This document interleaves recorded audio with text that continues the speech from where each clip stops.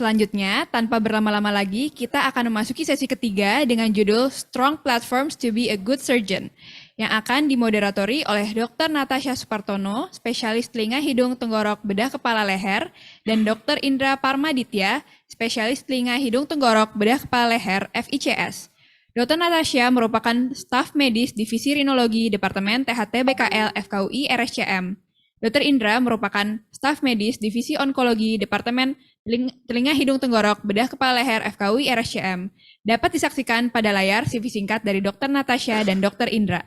Welcome back to the third Jakarta Endoscopic Ear and Sinus Surgery course. Without further ado, we will begin the next session titled Strong Platform to be a Good Surgeon, moderated by Natasha Supartono, MD, ORL HNS, and Indra Pramaditya, MD, ORL HNS, FICS. Dr. Natasha is a medical staff of Rhinology Division in the Department of ORL HNS, Faculty of Medicine, Universitas Indonesia, Cipto Mangunkusumo National General Hospital. Dr. Indra is a medical staff of Oncology Division in the Department of ORL HNS, Faculty of Medicine, Universitas Indonesia, Cipto Mangunkusumo National General Hospital. On the screen, we can see a brief CV of Dr. Natasha and Dr. Indra. Kepada Dr. Natasha dan Dr. Indra, waktu dan tempat kami persilahkan.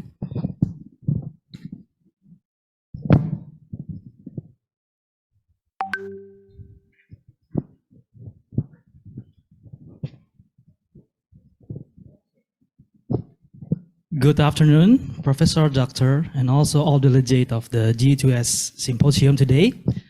I feel honored to be joining this symposium as a moderator with my colleague, Dr. Natasha.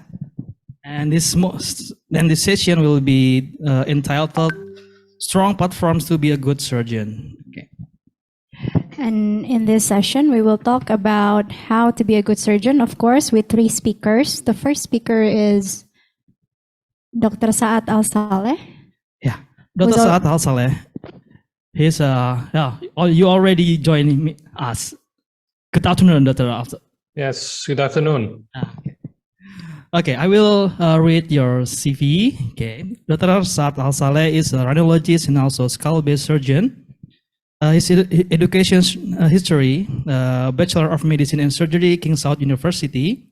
And then he finished the head and neck and otolaryngology from the Royal College of Physicians and Surgeons of Canada, and also has a education in University of Manitoba, and also finished the Rhinology and Skull-based Surgery Fellow in the University of British Columbia. Okay. And Dr. Saad is actually now a professor and consultant of rhinology and skull-based surgery, and also a chairman of otorhinolaryngology head and neck surgery department of King Saud University, Riyadh, Saudi Arabia. Okay, beside Dr. Saad, we also have two fantastic speakers from Indonesia. The second one is Dr. Satria Dipo Putro Asmoro, specialist THT BKL. He's a rhinologist in the Fatmawati Hospital, Jakarta. He's also graduate from the Universitas Indonesia. He's my senior. And then the next speaker is? Dr. Michael Lekatompesi, MDRL HNS. He's also our senior, actually, graduated as a resident of otorhinolaryngologist of Universitas Indonesia in 2010. And now he's actually a staff and a rhinologist in Siloam Lipo Village Hospital. Okay, because of the time, let's proceed to the first presentation from Dr. Saad. He will talk about endoscopic, radiologic, and also surgical anatomy in FAST. Now, we know that anatomy is a basic fundamental for every surgery. Okay, I think the time is yours, Dr. Saad, please. Good afternoon, everyone, and thank you so much, moderators, as well as the organizing committee, for a kind invitation. I'm honored to be part of this course and part of the esteemed faculty. So I would like to thank Dr. Ritni Wardani about talking about the basic concepts of the anatomy of the sinus cavity, mostly geared towards the residents and junior staff, just to try to get the basic concepts of FES and how we understand the sinuses. So thank you again, and this is my non-disclosures. So we're actually standing on the shoulders of giants, and there are so many people that have done so much for us to understand the basic concepts of sinus surgery, as well as the anatomy, physiology of the sinuses. Dr. Messerkringer, Prof. Stamberger, Dr. Kuhn, Dr. Wormold, and so many others have done so much for us to actually become much better surgeons. And at the beginning, we always try to actually understand it by going backwards a little bit into the embryology and how things develop, for us to understand how they expand, and for us to understand where the sinuses actually drain. So I'm sure that you've seen this before, the ethmoturbinals and how they actually develop into the lateral nasal wall, the sinuses, and the structures within the sinuses themselves. And there's so much controversy, but at least just to understand that these ethmoturbinals basically expand and form certain structures within the sinonasal cavity. And this is one of those interpretations. The first ethmoturbinal, the ascending part goes and expands into the agonizing cell. The descending part forms the uncinate process. The second would be the ethmoid bulla. The third would be most likely the middle turbinate. Fourth, possibly the superior turbinate. And the fifth, the supreme turbinate, if it actually forms. However, this is not a set thing, and some people actually have different anatomy as well, and we'll talk about that in just a second. And again, you have to understand as well that when operating on children is fairly different than operating than adults. And you can see that the ethmoids are somewhat developed in children, maxillary sinuses fairly very small, and then the other sinuses start to actually expand, maxillary, the sphenoid, the frontals, as the years go by. And you also need to understand the maxillary sinus and the teeth, and you have to make sure that you don't actually injure the tooth roots in the children whenever you're operating in the maxillary sinus in these kids. So whenever you see the CT scan, you think that's most likely a child. However, sometimes when the sinuses are fairly severely diseased, especially in younger age, it actually stuns the growth of the sinuses. And this is where the CT scans actually come into play to understand the anatomy and understand the roadmap for you as a surgeon. So most of the time, 4 constant landmarks or lamellae are actually described, and they're always there. And you have to actually use them. And this is a basic concept of Prof. Stamberger and also Dr. Kuhn, that we always go through these lamellae as we're actually operating.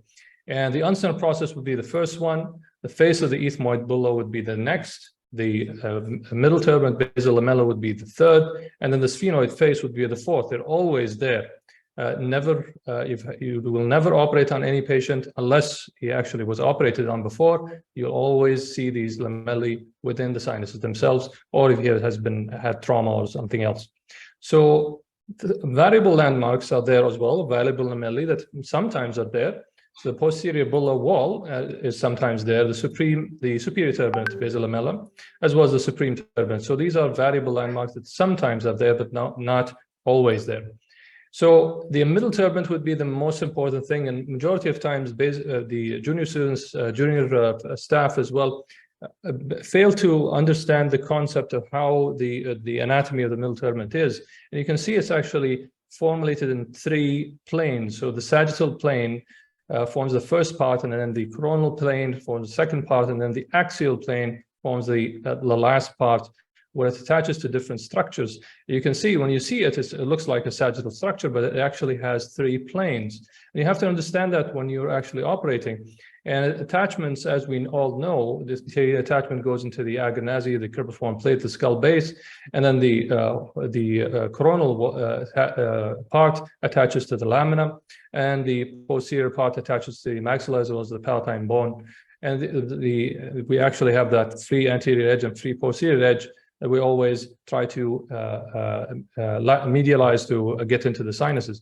So this is something that you have to understand, as well as understand where it attaches. It attaches, the sagittal part attaches to the attachment between the lateral cribriform lamella as well as the cribriform plate. So it attaches to the skull base. So that's important for you to understand and to note and to avoid any skull-based issues, especially when you're pulling on that middle turbinate, let's say if you're actually removing it.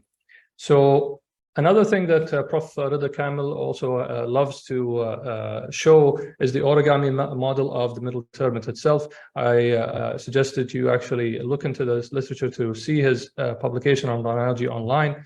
And this is the left middle turbinate. Again, the sagittal part, and then the coronal part, as you can see here, attaching to the lamina, and then the axial part, the third part. And when we go from the anterior to the posterior ethmoid, we go in that medial inferior region, and we'll talk about that in just a second. So the middle turbinate variants, I'm sure that you all know of this, and you'll see this in your practice.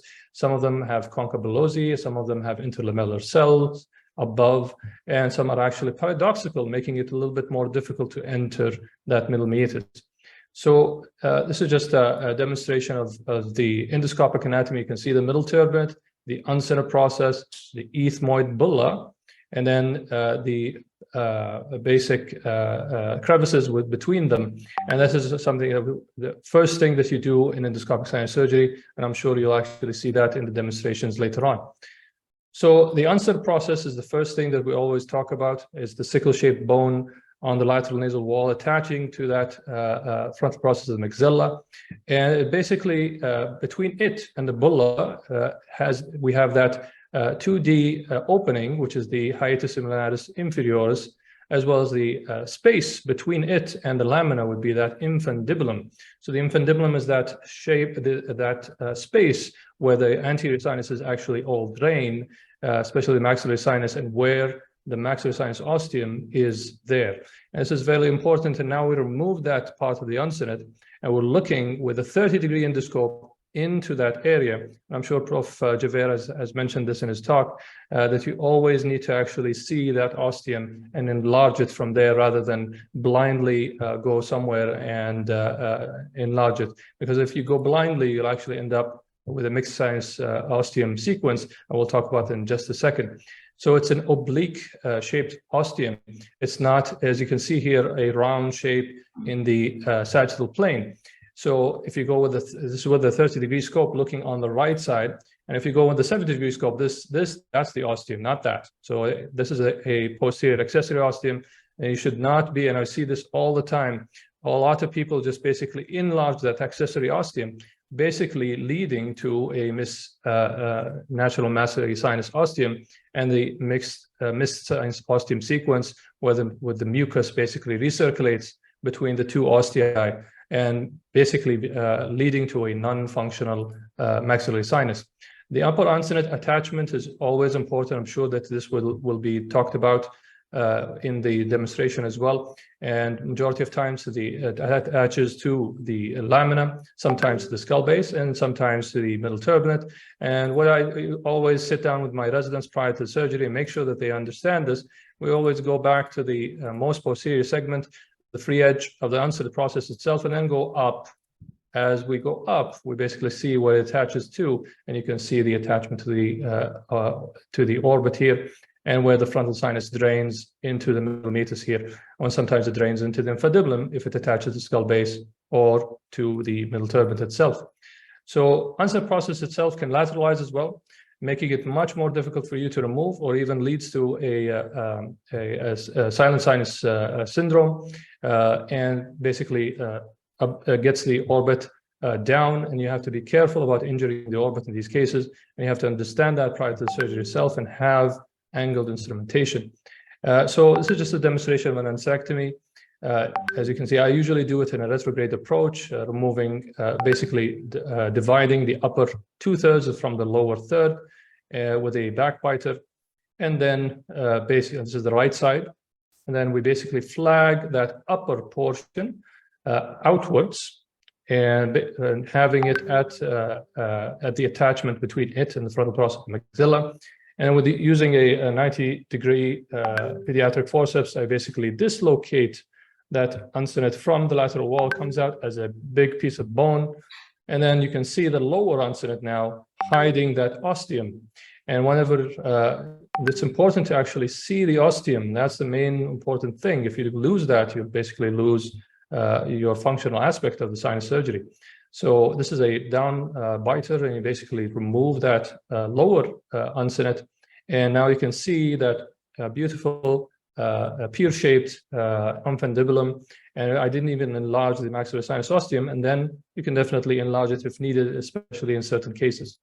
So now we remove the first lamellae going to the ethmoid cells and thinking about it. The first cell that we always talk about in the first ethmoid cell would be the agonnazi, available in the majority of cases, and is one of the most important cells, especially in frontal sinus surgery. We'll talk about that briefly, but I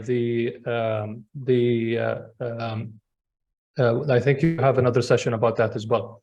So in terms of the second lamella, so the ethmoid bulla itself, you can see it right now with endoscopically, and you can see another hiatus as well, leading to that retrobullar segment, which is the hiatus malaris superioris. And it's important also to understand that basic anatomy of the bulla itself and its relationship to the frontal recess, as well as the relationship to the anterior ethmoid artery. And if it actually has a posterior wall, then a retrobullar recess will form, a suprabullar recess might form as well. And the anterior ethmoid is usually at the lamella of the bulla ethmoidalis. However, it sometimes is anterior to it and sometimes also posterior to it. And all of that is important. Whenever you go in, you have to memorize all of that, looking at the CT scan and looking what to plan yourself about it. So this is the right side. As you can see, the anterior ethmoid artery coursing, looking up with a 30-degree endoscope, coursing from posterior to anterior in an oblique fashion. And you can see a portion of the frontal recess, or the frontal sinus, sorry, above, and you can see how the course of the anterior ethmoid is. The posterior ethmoid usually goes horizontal rather than oblique in this area. And you can see it's actually attached to the bulla lamella here. So the plane of the lamina is also important to understand, and sometimes is fairly medial to the plane of the onset process, and that might actually lead to you aggressively entering the orbit as if you're actually removing the bulla. So you have to understand that when you're seeing the CT scan as well. Infraorbital cells might be missed, something that you always have to look into, even sometimes with a 70-degree endoscope, to remove those portions that might be obstructing the maxillary sinus itself. The anterior skull base height, we always talk about the Quiros classification, which is the depth of the olfactory cleft. However, even the height of the ethmoid fovea is important to the orbital plate of the frontal bone. So it's not only the depth of the olfactory cleft, which is important, which is the most common site of injury. So this is Quiros. I'm sure that everyone knows about it, and how the vertical height and not the oblique height is just the vertical height between the fovea as well as the cribriform plate, and how deep it is, and the more deep it is, or if it's asymmetric, the possibility of injury is a little bit higher. However, the anterior skull base height on the fovea side as well is important, and that's usually guided by the mid-orbital plane. And if it's a little bit higher, then the possibility of injury is fairly low. However, if it's small and you can actually see a little bit of the orbit itself, then the possibility of injury of the skull base anteriorly, other than the medial segment, is also a little bit higher. So that's something that you have to keep in mind. So now we're going into the basal lamella and going through it, and we usually go through it in the medial inferior quadrant to avoid actually going up. As you're actually seeing, the trajectory can actually lead you all the way up to the skull base and injuring that posterior skull base easily.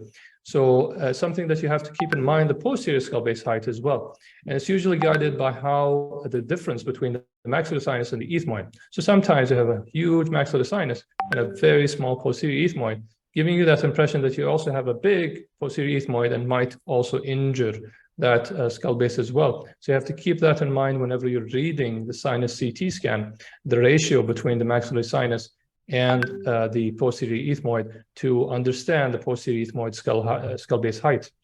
So next, when you're in there, superior turbinate would be the next thing that you guide yourself as a landmark on where to go and what to do.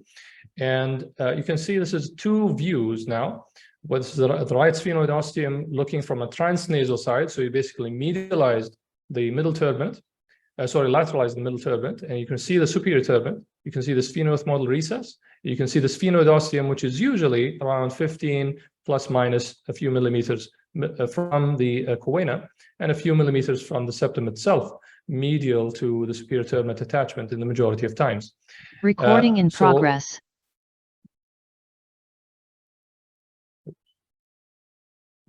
Sorry about that. So this is the view from the transethmoid side. So we're actually going through the basal lamella of the middle turbinate, and you can see a similar appearance as well. However, it's a little bit slanted, so you have to keep that in mind. And sometimes we have to remove a portion of the superior turbinate to actually be able to see the sphenoidosteum a little bit more clearly from the transethmoid side. So just to think about it, what are the chances of medial rectus injury? There's a very great article by Prof. Brent Senior about how fast can you actually injure the medial rectus in sinus surgery and the optic nerve, and it's less than a minute. It can, with the power of the instrument, can remove the majority of these structures. And it's actually within the posterior ethmoid that's more common, as the medial rectus is fairly closer to the sinuses, while the anterior ethmoid, there's a little bit of fat between them. So you have to keep that in mind, where to actually make sure that you're away from certain structures using powered instrumentation in these areas. So retromaxillary cell sometimes is there. So it's a cell described as being behind the maxillary sinus within the posterior ethmoid that sometimes can be missed. And you have to actually see that within the sinus CT scan. The sphenoethmoidal cells, I'm sure that you've seen it. I'm sure that you know it. And the majority of times, the most important thing is basically avoiding the injury to the optic nerve in these areas. And that's sometimes it's dehiscent in that area. So you can see this is a case. You can see a nodule cell going above and lateral to the sphenoid sinus. And you basically have to remove that sometimes in certain cases. So you have to understand that this is actually important, because it actually can give you the impression that you can go up and basically just go through the optic nerve. So you have to keep that in mind prior to going into the surgery, and review your CT scan all the time. So now we're at the sphenoid face area. And to actually go to the sphenoidosteum, we use the superior turbinate as our guide, and the attachment of the superior turbinate to the sphenoid face. So sometimes it's actually in the medial segment, sometimes it's in the mid segment, or sometimes it's actually on the lateral segment of where it attaches. And if it is lateral, it's fairly difficult to go transethmoid, and you might injure the optic nerve, or you might injure or actually cause an injury to the carotid. So you have to keep that in mind when you're seeing the CT scan on the axial plane. And William Bolger has described this, and the parallelogram of the middle turbinate, basal lamella, vertical attachment, skull base, and lamina. And you basically go on if you're going transethmoid rather than sphenoethmoidal recess, you're basically going on the medial and inferior segment to avoid injury of the critical structures on the lateral sphenoid wall. So sphenoid sinus pneumatization is very important. Of course, you won't be able to get into it if there isn't one, and you have to see that prior to the surgery and what type of pneumatization there is. And I always use the medial orbit floor as a landmark on where the sphenoid sinus ostium is. So you basically just put a line. You can see the sphenoid ostium is most likely above or below that by a few millimeters. And you can see that this is the fungal ball on the right sphenoid sinus, and you can see that we removed it. You can see where the level of the sphenoid ostium was around right here, but you can see the floor was actually fairly lower than that. So the ostium is a little bit higher than the floor, and that's something that you have to keep that in mind as well. So you can see the inside the sphenoid sinus now, we're at the skull base, clivus, lateral recess, and the optical carotid recess above, between the optic nerve and the carotid. So that's when now we reach the skull base. You can see on both sides, this is when removing the intersphenoid sinus septum, optic carotid recess, optic nerves, and the cavernous carotids, the clivus, and the cellular floor. And this is a case of a tuberculum celli meningioma that we did. And you can see how the intersphenoid sinus septum sometimes attaches itself to the optic nerve or the carotid. So you have to keep that in mind when you're removing it, and not avoid injury to those areas. The sphenoid sinus is full of beautiful structures that are fairly critical and sometimes can lead to disasters. So this is why you have to keep in mind what you're seeing and how to deal with it. And sometimes you actually have to deal with lateral recess encephaloceles, tumors, and other things and you get further imaging to exclude those possibilities in certain cases where it's an isolated isolated sphenoid lesion, for example. Dehiscence of the canal of the carotid as well can also be there. We deal with a lot of allergic fungal sinusitis, and this is one of these cases where it's completely dehiscent, and you can see the pulsations of the carotid in those areas. So I won't be talking a lot about the frontal sinuses. There's a big book about it, and I think there's another session, but at least just to focus on certain concepts. Anterior ethmoid artery, the bulla lamella, the agernazi, those are some of the landmarks that you see in frontal recess surgery. And you can see this is another demonstration of the anterior ethmoid on the right side. You can see how we can see the right frontal sinus, the supraorbital cell right there, and a portion of the ethmoid lamina and middle turbinate on either side. And you can see this is a cadaver looking up with a 70-degree scope. You can see the agernazi anteriorly, bulla posteriorly, middle turbinate medially, and the lamina laterally, and that's the frontal recess just between them. So that's something that you keep in mind on that. It has been described many times, the frontal recess cells. Benton Kuhn were the first ones to describe them, and I still use them. And the agernazi, type 1, type 2 cells, type 3 cells are going into the frontal sinus, and isolated frontal cells within the sinus itself. Supraorbital cells sometimes going all the way anteriorly, and then the posterior ones, which are the frontal bular cell, the suprabullar cells, and the bulla itself. So sometimes we see that, especially in allergic fungal sinusitis, where it's huge supraorbital extension. You can see it's also actually led to a mucocele developing above the orbit. So the type 4 cells can actually exist, and actually it was removed in recent classifications, but they do exist. And this is a case where it's an isolated cell within the right frontal sinus. You can see it right there. I left a portion of that supraorbital cell just to see. You can see how it's actually in the frontal sinus, causing some also facial pain pressure, which actually went away after opening it. So whenever you're operating within the frontal sinus, you have to understand the 3D anatomy and basically formulate those building blocks by Dr. Walmold's concept on where the cells are. So you have the agernazi here, you have a type 3 cell, small one right here, and you have a frontal sinus septal cell. You have a bulla, you can say right there, and again, there's a suprabullar cell, and where the recess is between them. So understand where you go to.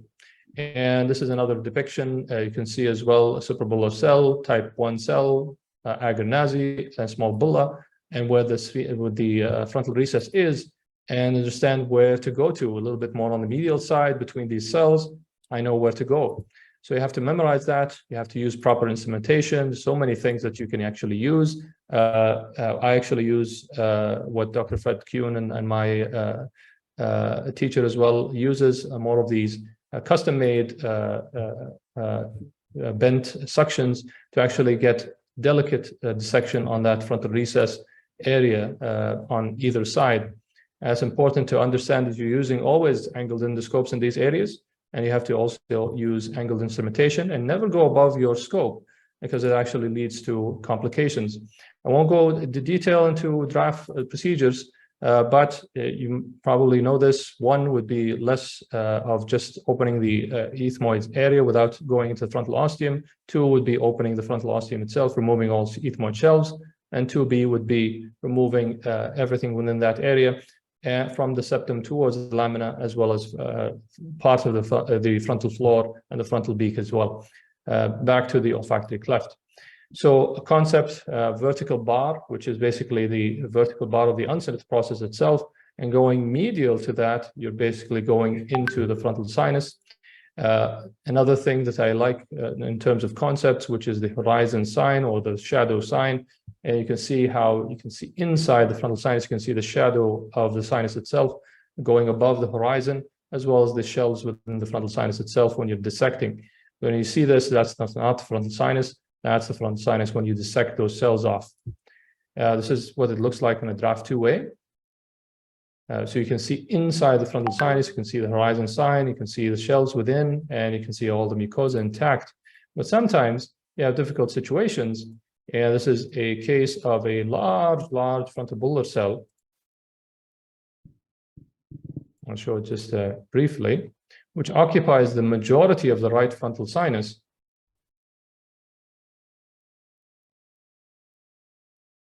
So you can see it actually goes all the way up to the frontal sinus roof. And that was actually a fairly difficult one to remove, but it was removed by understanding where cells are and using proper instrumentation. And I'll just skip through this because of time, basically removing that anterior wall of the sinus and anterior wall of the cell all the way up to the roof of the frontal sinus itself. So leading to a complete opening of the frontal sinus through a draft 2A alone. So draft 2B would be more aggressive in terms of inflammatory or even in some tumors, dealing with osteomas, for example, and using drills to improve the drainage of the frontal sinus. And this is just a case of a large ossifying fibroma within the ethmoid on one side. And you can see that I most likely need a draft 2B or a 3 to remove everything from the frontal area. And this was approached endoscopically. I'll just spare you the details, but just to show that we're going from an outside-in approach within the frontal sinus, understanding that we avoid the tumor going above it into the frontal sinus itself. Now we can see the frontal sinus opened prior to even removing the tumor itself, and then remove the tumor below that. This is a draft 2B alone, not a draft 3. So sometimes it's fairly efficient to remove that tumors as large as this within it. Frontal recess sometimes can be scarred, and Dr. Kuhn has described the frontal sinus rescue procedure in these cases, which is basically something between a draft 2A and a draft 2B, formulating lateral flaps and draping them medially. And that's something that we sometimes do.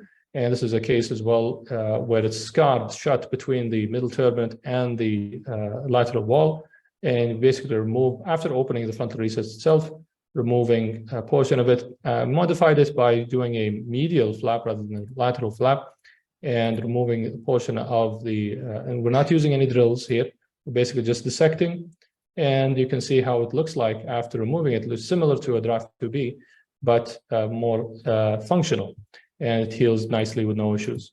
So draft 3s would be a much bigger aspect, and I think there's a topic about that later on. And you can see that sometimes we need it, especially in osteogenesis, and this is a case of mucoceles with osteogenesis as well. And we basically removed the portion of the sinus septum as well as the septum itself to improve drainage of the frontal sinus and recess itself. And this is what it looks like afterwards. You can see both frontal sinuses on both sides. So we sometimes also use it in the tumors, and this is a esthesioneuroblastoma.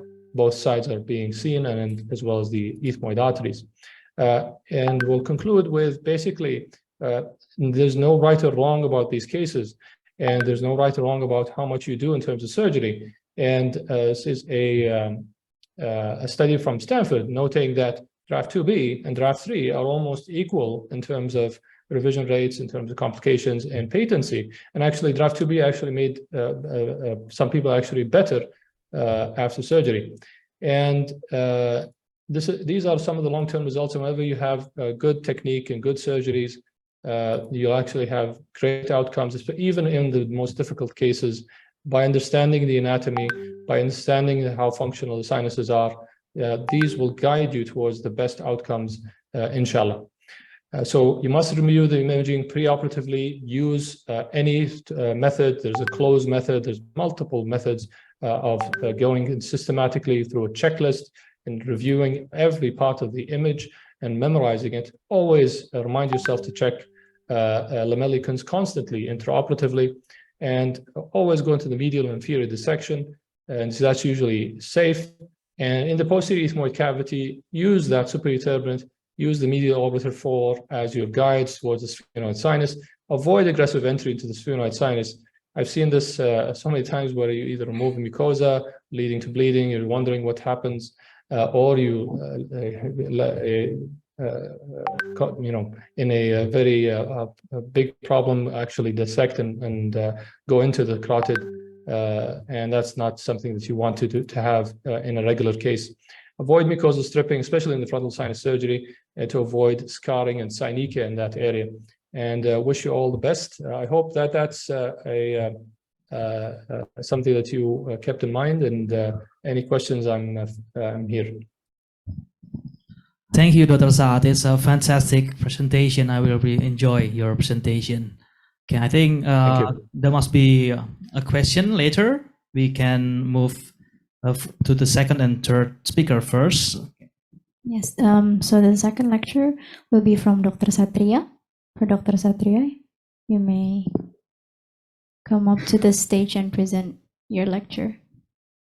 Okay, Dr. Satria will talk about the dexterity skill on the fast, and then it will be continued by Dr. Michael for the second dexterity presentation.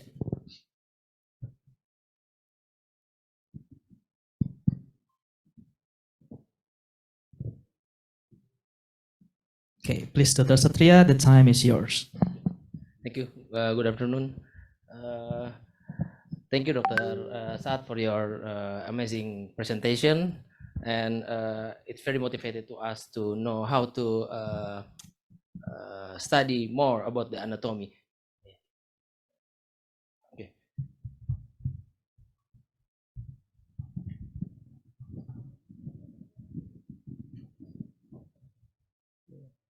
Okay. Now we back to our presentation to Dr. Saad and Dr. Soma. Allow me to present it with bahasa. Okay. Selamat siang kepada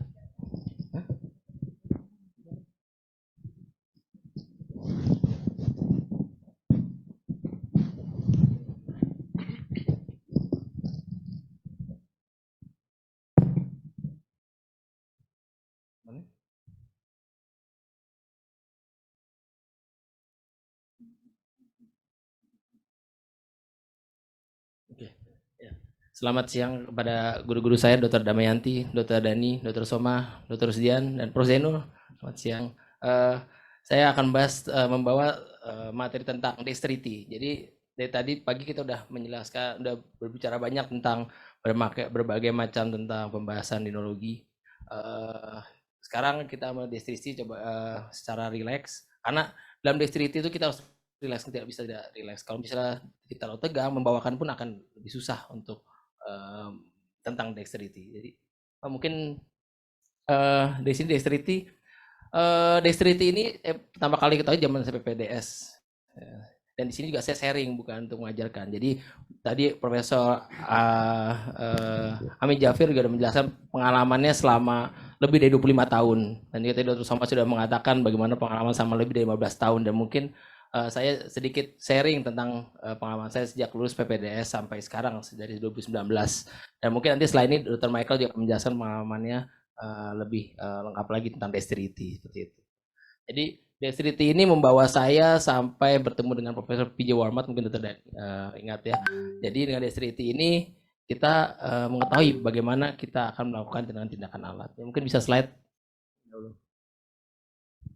Oke, jadi pertama kali saya tahu mengenai dexterity, yang di kepala saya adalah apa itu dexterity. Karena saya masih belum tahu apa-apa saat itu, saya mencoba mencari apa definisi tersebut. Jadi katakan dari Cambridge Dictionary, the ability to perform a difficult action quickly dan skillfully with the hands. Jadi bagaimana kita di sini sudah jelas sampaikan bahwa bagi perform jadi aksi itu susah. Jadi bagaimana kita secara cepat dan secara skillful dengan menggunakan tangan dan instrumen di sana. Ya, jadi next. Jadi apa yang kita butuhkan? Ya, okay. Next bisa slide. Oke, training di sini. Ya, next. Ya, di play. Next slide. Nah, oke. Nah, di video ini saya sangat senang melihat video ini karena mengingatkan kita bagaimana cara belajar. Jadi mungkin zaman kita mungkin masih ingat ya, zaman kita belajar berjalan. Bisa di play, mungkin tolong di play. Ya, ada dari kita belum bisa sampai kita bisa, gitu. Ada saat dimana kita terbata-bata sampai akhirnya kita terjatuh, dan setelah terjatuh kita akan belajar lagi. Gitu. Jadi nggak bisa kita langsung mahir gitu, nggak bisa. Jadi semua menjalani dengan proses seperti itu. Setelah jatuh kita belajar untuk berjalan dan belajar lagi. Next. Nah, Di sini saya juga mengambil, ini juga saya suka dengan video ini karena mengambil cara bagaimana kita belajar bermain piano salah satunya. Mungkin bisa play? Hah? Nggak bisa? Nggak apa-apa, mungkin bisa di play. Ya. Bisa di play ya. Nah, hari pertama di sini kita bisa lihat bahwa gimana cara kita memainkan dengan satu tangan. Bahkan tangan pun punya 5 jari di situ. Ya, satu. Mungkin bisa dipercepat videonya menit 40. Ya. Oke.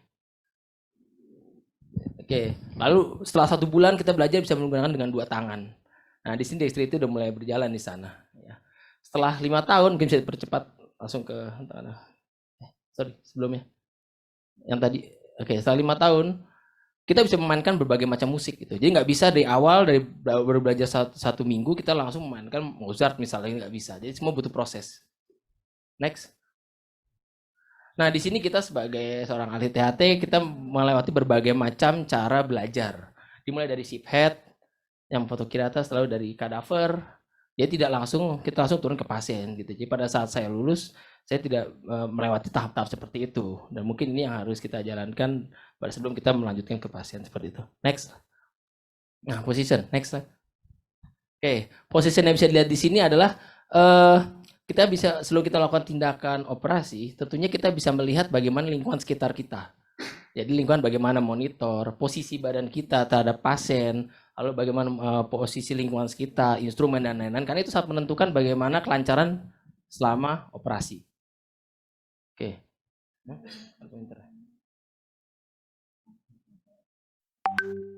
Oke. Next. Nah, kadang pada saat kita melakukan sheep head ataupun cadaver, pasien atau itu kan tidur ya. Nah, pada saat kita lakukan di poli itu berbeda, dexterity pun berbeda, posisinya pun berbeda seperti itu. Jangan pada saat lagi di poli malah pasien disuruh tidur, nah itu salah satu berbeda gitu. Tidak seperti itu. Jadi kita benar-benar memastikan bagaimana posisi kita memperlakukan pasien pada saat lakukan tindakan. Next. Oke, next. Oke, di sini bisa lihat posisi antara badan operator. Oh, kelihatan ya. Oke, dengan posisi antara badan dan posisi antara kepala pasien. Jadi kita sebelah kanan pasien, sejajar atau tidak. Yang paling penting adalah posisi tangan, gitu ya. Karena pada tumpuan pada saat kita memegang instrumen endoskop, itu tumpuannya ada di antara lengan sampai ke siku-siku, lalu ke daerah tangan dan jari-jari, gitu ya. Itu menentukan kalau misalnya tidak proper atau tidak nyaman, otomatis tidak akan bagus ke depan. Next. Nah, ini saya ngambil contoh beberapa cara memegang instrumen dari olahraga-olahraga, di biliar, tenis, golf, baseball. Itu cara memegang berbeda-beda. Next slide. Nah, untuk dari pada saat olahraga badminton cara gripnya pun berbeda gitu loh. Dan pada saat golf pun cara gripnya berbeda. Dan jadi banyak saya variasi dalam memegang. Yang penting kita nyaman dalam menggunakan instrumen tersebut. Next. Oke, di sini saya mau ambil contoh, mohon izin. Beberapa contoh dalam memegang endoskop tersebut, ya. Bagaimana senyaman mungkin kita dalam memegang endoskop tersebut, gitu. Karena ini tidak pada saat kita menuju operasi tidak hanya setengah jam atau 1 jam, mungkin ada yang lama dalam tindakannya, jadi benar-benar harus nyaman di sana ya, dan sesantai mungkin. Dari gripnya pun kita bisa lihat bagaimana yang relax, bagaimana yang tidak, ya. Kita bisa lihat dari sana. Next slide. Boleh di play. Oke. Jadi saya bisa mau memperlihatkannya cara bagaimana sekilas bisa di play. Nah, ini posisi yang tadi dulu play. Oke, play. Ya. Bagaimana posisi antara endoskop di tip dari hidung dan posisi tangan, lalu posisi si instrumen tersebut. Dan pada saat dilihat kita monitor tampilannya seperti ini, endoskop tools tersebut akan berada di bawah dari endoskop seperti itu. Oke, next. Nah, ada lagi ada lagi cara-cara di mana karena pada saat kita angle perlu ke atas, ada saat di mana tools itu mentok ke endoskop. Jadi kita harus mengubah posisi kamera dan posisi tools berubah. Jadi si kondisi bisa kita lihat bahwa endoskop tersebut ada di bawah dari dasar hidung dan tools tersebut ada di daerah atas. Coba di play boleh. Next. Play. Oke. Nah, kurang lebih seperti ini. Dan tampilannya akan kurang lebih seperti oke. Jadi tools tersebut di atas karena kita membutuhkan angle di sana. Gitu, ya. Oke, next. Next. Oke, dan berbeda pada saat di poli. Pada saat kita melakukan tindakan di poli itu berbeda. Boleh di play sambil di play. Nah, dari posisi pun kalau seperti ini saya memberi contoh posisi yang agak ini membuat tangan pegal karena tahanan dari beban itu ada di daerah lengan. Kalau tindakannya semenit 2 menit mungkin masih oke. Cuma kalau pada saat pasien ada pendarahan hebat, terus tindakan perlu lama di poli, ini akan sangat pegal. Boleh maju ke menit 48. Oke. Ya, nanti posisi pasien akan saya suruh lebih ke belakang sehingga tahanan akan dibantu oleh di daerah lengan di sana, di daerah pergelangan tangan. Oke. Oke, boleh next. Ya, boleh. Next. Slide. Ya, slide. Yang tadi. Next. Next. Next. Oke. Jadi semua itu butuh proses, tidak ada yang instan. Next. Oke, jadi proses pun butuh kesabaran, gitu ya. Jadi tidak ada proses yang tidak sabar. Oke, next. Dan terakhir mungkin enjoy the process dari saya. Ya, terima kasih. Next. Terima kasih Dr. Satria untuk presentasinya. Nanti mungkin ada beberapa pertanyaan Dr. Satria, kita tunda dulu. Sekarang kami berikan kesempatan kepada Dr. Michael untuk presentasi yang berikutnya.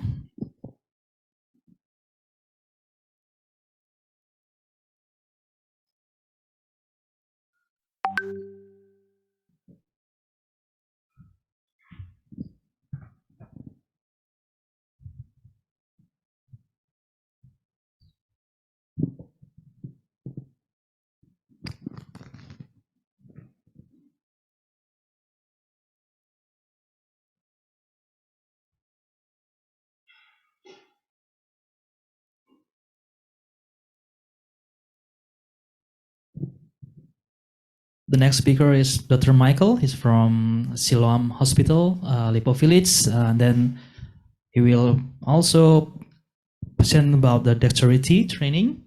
And the time is yours, Dr. Michael, please. Okay, thank you, Dr. Indra. Selamat siang untuk seluruh profesor, guru besar, dan juga teman-teman sejawat semua. And I'm sorry, Dr. Saad and Dr. Soma, I'm gonna present it also in bahasa. Okay. Sebenarnya untuk mengenai materi siang hari ini, seperti tadi Dr. Satria juga udah sempat bilang, ini bukan merupakan suatu lecture, tapi ini merupakan suatu kayak sharing pribadi. Selama beberapa tahun, saya sudah mendalami dunia ridologi. Coba untuk kayak sedikit sharing apa sih yang menurut saya kok kayaknya melakukan hal seperti ini cukup baik untuk perkembangan dalam skill rinologi saya itu sendiri. Gitu, mungkin ini bisa berguna untuk teman-teman, tapi sekali lagi tidak ada kayak seperti evidence based dalam melakukan hal ini. Kita semua mempunyai kebiasaan masing-masing. Sekarang saya coba akan men-sharingkan apa yang akan menjadi kebiasaan saya dan mudah-mudahan ini bisa membantu teman-teman semua dalam melakukan tindakan FAST.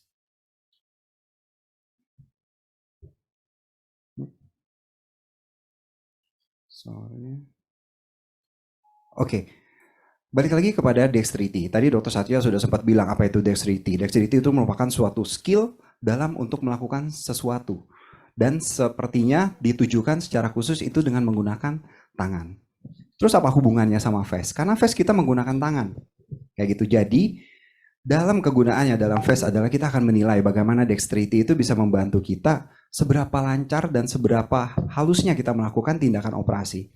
Gitu. Tentu saja teman-teman semua kan sudah melihat dari pagi gitu ya, semua pembicara sudah menayangkan beberapa video yang sangat advance mulai dari Profesor Amin Jafer sampai Dr. Saad gitu ya, dan itu kan kalian kita semua bisa melihat betapa halusnya, betapa sepertinya semua itu terlihat mudah gitu. Tetapi begitu kita terjun kepada pasien sendiri, tapi ternyata itu semua nggak semudah apa yang kita lihat pada presentasi-presentasi pada level internasional seperti ini.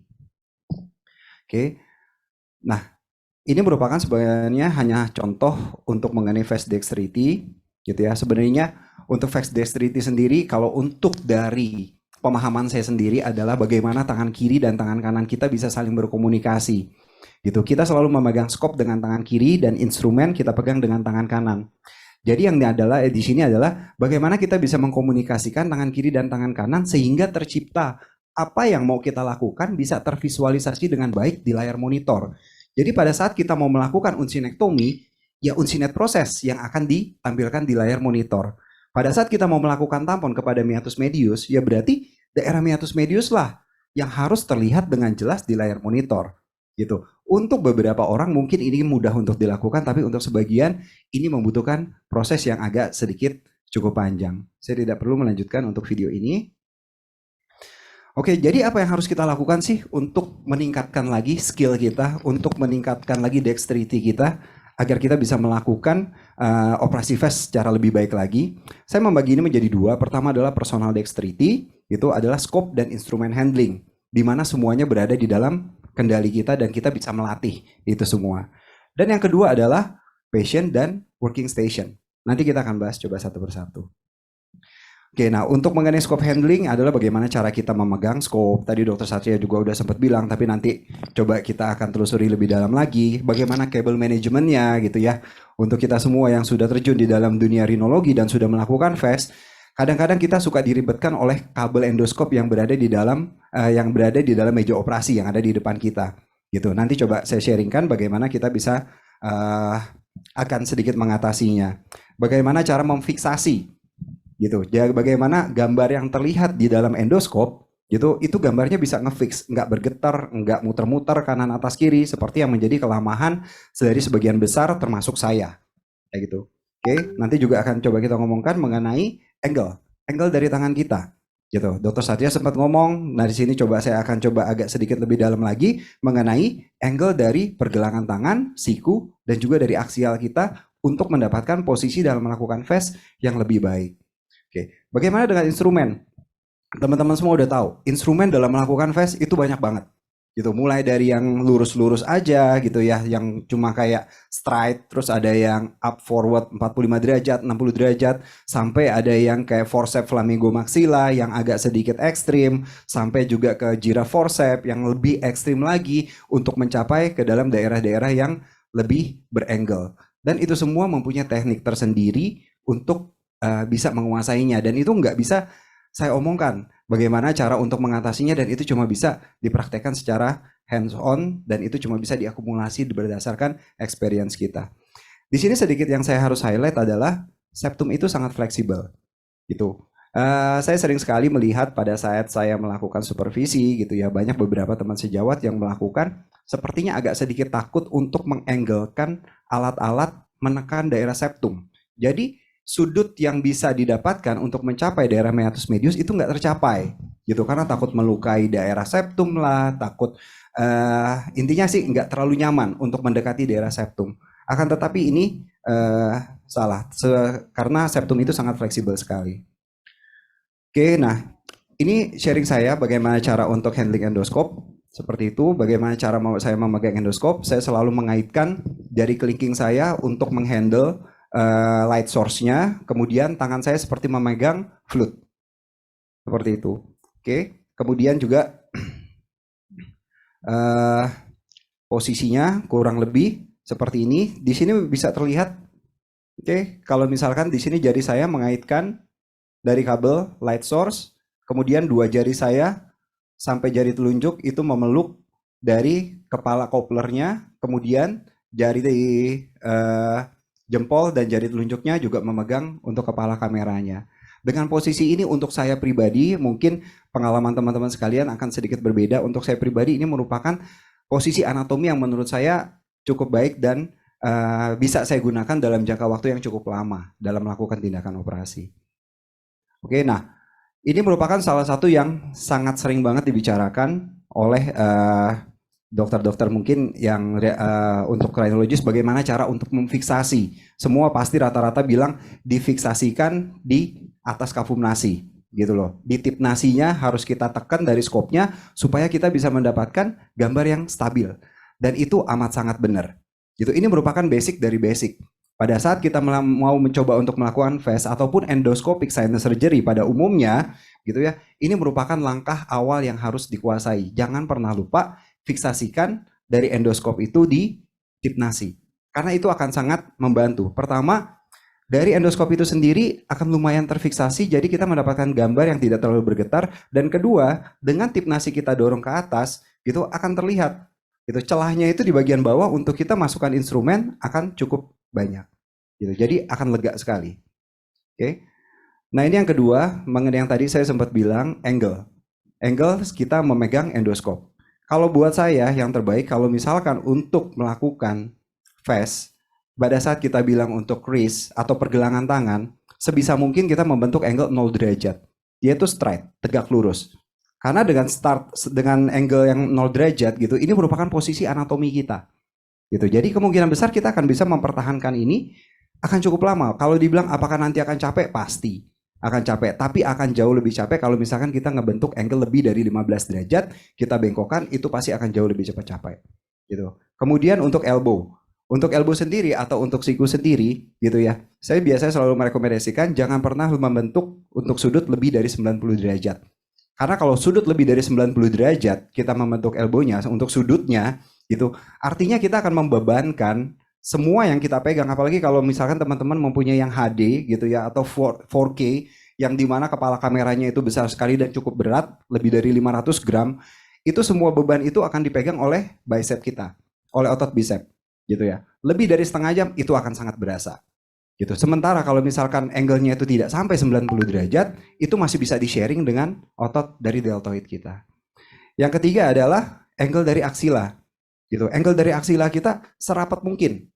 Gitu. Serapat mungkin kita tempelkan tangan kita itu mendekati tubuh kita. Jadi hampir tidak membentuk angle sama sekali. Gitu. Jadi kita menaruh bebannya itu semuanya kepada otot-otot deltoid dan juga untuk dari otot-otot leher. Daripada kita harus reach out dan semuanya nanti akan dipertahankan oleh deltoid itu saja. Oke, nah ini untuk instrumen handling di sini. Ya, instrumen FAST seperti tadi saya sudah bilang sangat banyak sekali gitu. Ini coba bisa kita lihat alatnya, kita coba sendiri bagaimana cara untuk menghandlingnya, cara untuk memasukkan alat dan mengeluarkan alat ini sangat bervariasi tergantung dari derajat kelengkungannya. Contohnya seperti forceps maxilla flamingo ini gitu ya. Kita memasukkan dengan sudut 90 derajat tegak lurus dari lubang hidung itu sendiri, dari nasal cavity. Begitu masuk ke dalam kita akan mengikuti dari derajat kelengkungannya. Kayak gitu. Oke, nah ini tadi the septum is flexible. Kita melakukan tindakan operasi pada dinding lateral hidung gitu. Jadi kita bisa menekan dengan perasaan kepada daerah septumnya. Jadi tidak perlu terlalu ragu untuk menekan daerah septum untuk mencapai angle yang kita ingini. Oke, nah ini untuk posisi pasien sambil jalan. Nah, tadi Dr. Satya sempat menayangkan untuk slide gitu. Kalau ini dari pengalaman saya sendiri, kalau untuk saya, untuk angle terbaik untuk kepala pasien adalah sejajar dengan dari siku kita itu sendiri. Kepala pasien kita sejajarkan dengan siku kita, karena dengan begitu kita akan membentuk sudut tidak lebih dari 90 derajat dari siku kita. Oke. Nah, ini mungkin nanti akan dibahas lebih lanjut gitu ya. Sebelum kita melakukan operasi, posisikan pasien itu harus yang terbaik menurut kita. Gitu. Jadi jangan kita berserah posisi pasien kayak begini, nanti kita yang akan menyesuaikan, itu tidak bisa diterima. Jadi pasien harus diposisikan sesuai dengan yang kita mau seperti apa. Oke. Tadi Prof. Amin Jafar juga sempat bilang bahwa posisi yang terbaik adalah antara 10 sampai 20 derajat. Saya juga tidak pernah mengukur, hanya kira-kira aja gitu ya, antara 10 sampai 20 derajat dengan posisi reverse Trendelenburg. Nah, ini adalah working area saya pada saat melakukan FAST. Di sini kelihatan posisinya pasien, posisi ETT jangan lupa gitu ya. Biasakan untuk ditaruh di sisi sebelah kiri karena kita akan berada di posisi sebelah kanan. Kemudian di dahi ditaruh untuk nasal packing kita, dan untuk di sebelah kiri ini biasa untuk kita melakukan bilas kalau nanti kameranya terkena darah. Oke, untuk posisi dari perawat dan asisten kurang lebih seperti ini, dan instrumen biasanya saya letakkan di belakang. Ini dengan asumsi perawat kita udah cukup terampil dan sudah bisa mengikuti irama dalam kita melakukan tindakan FAST. Oke, nah ini untuk monitor posisinya Gitu, tentu aja sekali lagi ini hanya berdasarkan dari pengalaman pribadi. Menurut saya yang terbaik adalah 45 derajat dari posisi pasien. Tidak tegak lurus di depan, tidak juga di depan, gitu ya. Jadi posisinya 45 derajat. Jadi nggak terlalu pegel dan juga angle tangannya masih bisa cukup baik. Nah, sekali lagi dalam melakukan tindakan Dr. Satria sempat ngomong bahwa pengalaman adalah yang terbaik, experience is king. Nggak ada yang bisa menggantikan hands on secara langsung. Tapi kan sayangnya tidak semua, mungkin sebagian besar dari kita tidak memiliki privilege dalam hal ini. Oke, terus apa yang bisa kita lakukan? Banyak. Pertama adalah kadaver. Kadaver ini merupakan salah satu yang terbaik, akan tetapi mahal. Gitu ya. Untuk melakukan kursus FAST tentu aja mahal gitu, tetapi ini adalah the next best thing jika memang kita keen untuk melakukan tindakan FAST, kita bisa belajar anatomi secara langsung. Untuk dexterity, kita bisa melakukan ship head, yang nanti sebentar lagi akan coba kita lakukan dan akan kita demokan. Dan yang tiga, yang ini adalah yang saya juga baru temukan adalah dengan menggunakan manekin. Gitu. Ya, ternyata dalam perkembangannya, manekin ini cukup sangat baik. Gitu loh. Saya menemukan sebuah manekin yang ternyata anatominya itu amat sangat baik. Di dalamnya itu bisa mensimulasikan dari konka inferior, dari septum, semuanya cukup baik. Gitu. Jadi kita sambil belajar anatomi dan juga kita bisa sambil melakukan tindakan-tindakan kecil untuk melatih dexterity. Oke. Kurang lebih bentuk manekinnya itu seperti ini. Itu. Jadi manekinnya itu di dalamnya itu bentuk anatominya cukup baik dan juga dia sudah dilengkapi dengan scope yang bisa kita lihat dari layar handphone. Oke, nah ini juga tindakan yang saya sangat suka lakukan, yaitu intraoperation dexterity training, yaitu dengan melakukan endoscopic nasal hair removal.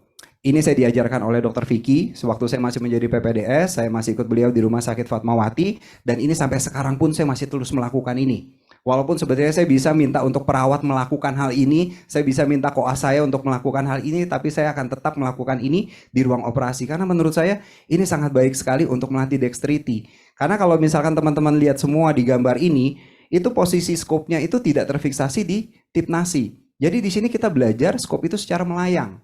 Perlahan-perlahan, awalnya ini pasti susah sekali, tapi kalau misalkan sudah terbiasa, ini sangat baik sekali untuk melatih dexterity training kita. Untuk off the scope training, oke, banyak beberapa yang kita bisa lakukan gitu ya, seperti main game atau juga melakukan hobi seperti sport atau juga melakukan instrumen musik. Mungkin tadi Dr. Satria sempat bilang, atau juga kalau saya searching YouTube untuk mengenai dexterity training ternyata cukup banyak gitu. Apakah itu ada personal gain-nya? Saya juga masih belum tahu. Tapi ini yang merupakan salah satu cara untuk kita bisa melakukan motorik halus kita. Kita bisa melatih untuk motorik halus kita. Oke, untuk take home message-nya kurang lebih sama, nggak ada yang instan dalam kita bisa menguasai suatu dexterity training, gitu ya. Jadi kita harus melakukan grinding terus-menerus, gitu. Selalu update diri kita untuk sesuatu yang baru. Ikuti kursus-kursus seperti ini, gitu ya. Akan ada selalu yang baru, walaupun kita hanya belajar sesuatu yang basic. Akan ada sesuatu yang baru dalam hal basic. Dalam kita melakukan suatu kasus, gitu ya, jangan pernah bermimpi pada saat kita baru belajar untuk melakukan tindakan fast atau kita baru mempunyai limited training gitu ya, kita udah bermimpi untuk melakukan skull base dan lain-lainnya. Sabar dulu, lakukan dari yang termudah gitu ya, terus kemudian kita naik pelan-pelan gitu ya, mungkin nanti ultimate-nya adalah kita mengerjakan sesuatu yang advance. Oke, sekali lagi enjoy the process itu, dan nanti hasil akhirnya akan datang dengan sendirinya. Terima kasih, demikian sharing dari saya. Terima kasih Dr. Michael atas presentasinya. Thank you so much. I hope Dr. Saad is still with us to the discussion session. Dr. Saad, are you there? Now I would like to invite Dr. Michael and Dr. Satria to sit on the stage for discussion. Dr. Saad, are you there with us? Yes. Okay. Yes. Yeah. Okay. Okay. I think there will be several questions for you, but I think I will summarize the question. The first one is how to minimize the complication of scarring and maybe osteogenesis in full frontal sinus surgery procedure with challenging foreign anatomy sample. And I think it's also correlated with the dexterity, right? When how to manage the instrument and also how we work each other with the assistant to perform the surgery. Please, Dr. Saad. Thank you. Yes, that's actually a big lecture on its own. The answer of this question, and it all starts from optimizing the surgery itself by trying to decrease the bleeding from the surgery itself. And whenever the bleeding decreases, the possibility of you seeing much better is there, and the possibility of removing less mucosa is also there. So, I come from a school which is to preserve mucosa, to try to, as much as possible, have the best outcomes with the mucosa still intact. And I think there are many aspects to actually hold that or to keep that in mind. One would be experience and going into courses similar to this one, going to fellowships to try to best utilize the instruments and how to use them, techniques, as well as mentioned by my former colleagues, on how to actually have the dexterity to use these instruments properly. Knowing the anatomy as well as we talked about is critical. I'll just give a brief example. Not knowing where it is and basically going anywhere and trying to poke around will basically remove the mucosa off a lot of areas. So that's important to follow the mucosa and not actually aggressively poke in certain areas. The other aspect that was also mentioned is instruments. Having the proper instruments, similar to what I mentioned. So if you have a big olive tip suction and you go into the frontal sinus, that'll basically lead to a lot of mucosas stripping from every region of the frontal recess itself, rather than having a very fine tip trying to dissect, or with a seeker, or with a finer tip suction, was what I mentioned. At that point, you'll know we won't have stripping of mucosa from either areas. Last thing would be after surgery, trying to decrease the bleeding, as well as having spacers in those areas. I usually use absorbable spacers. I used to use non-absorbable spacers. Now I'm more into the chitosan gel-based spacers within the middle meatus, as well as debridement later on, ensuring that you're seeing the frontal recess after the surgery in the clinic is critical. And if you ever have any issues not seeing it well, give the patient a break for a week or so, bring them back in the clinic, and still you have to actually see it properly. Because sometimes you get that fibrin forming in the frontal recess. If you don't remove it, it will basically lead to major scarring. So those are, taking it steps from preoperative, intraoperative, as well as postoperative. Okay, thank you, Dr. Saad. It's very concise. Okay, then Dr. Tasha. Okay, so thank you, Dr. Saad, for the answer. Now, maybe the question for Dr. Satria. You may answer in Bahasa, Dr. Satria. What is the tips and tricks for the beginner who wants to start doing the endoscopic surgery? Okay, ya, thank you, Dr. Tasya. Jadi mungkin untuk tips and triknya, kalau menurut saya adalah banyak berlatih ya. Jadi jangan puas akan sesuatu gitu. Jadi pada saat kita mulai berlatih, pada saat kita gagal, jangan stop untuk berlatih. Jadi kalau kita ngelihat tadi yang udah saya presentasikan bahwa semua itu butuh proses ya. Dengan proses cara berjalan saja itu butuh proses. Dan bagaimana kita melakukan sesuatu itu butuh proses, dan belajar pun butuh proses. Jadi pada saat kita menjalani suatu proses, lalu kita gagal dalam proses tersebut, sebaiknya kita tetap melanjutkan proses itu kalau memang kita ada passion di sana. Jadi tetap saran saya adalah belajar dan belajar. Dan mungkin cara yang agak susah itu adalah bagaimana kita memadukan antara tangan kiri dan tangan kanan untuk dexterity ini. Selain belajar juga kita butuh kesabaran di sana ya, karena belajar tanpa adanya kesabaran pun menurut saya tidak akan bisa sukses untuk menuju keberhasilan dalam belajar tersebut. Itu mungkin dari saya itu. Yeah, thank you, Dr. Satria. Okay, the next one is a very interesting question. How about the left-handed surgeon? How to manage it, and then how to correlate and also cooperate with the assistant? I think it's very rare, but it's going to happen, I think. Please, Dr. Michael. Okay, thank you for the questions. Okay, I will answer in bahasa. Untuk teman-teman mungkin yang memiliki left-handed gitu ya. yang kidal ya, oke kidal.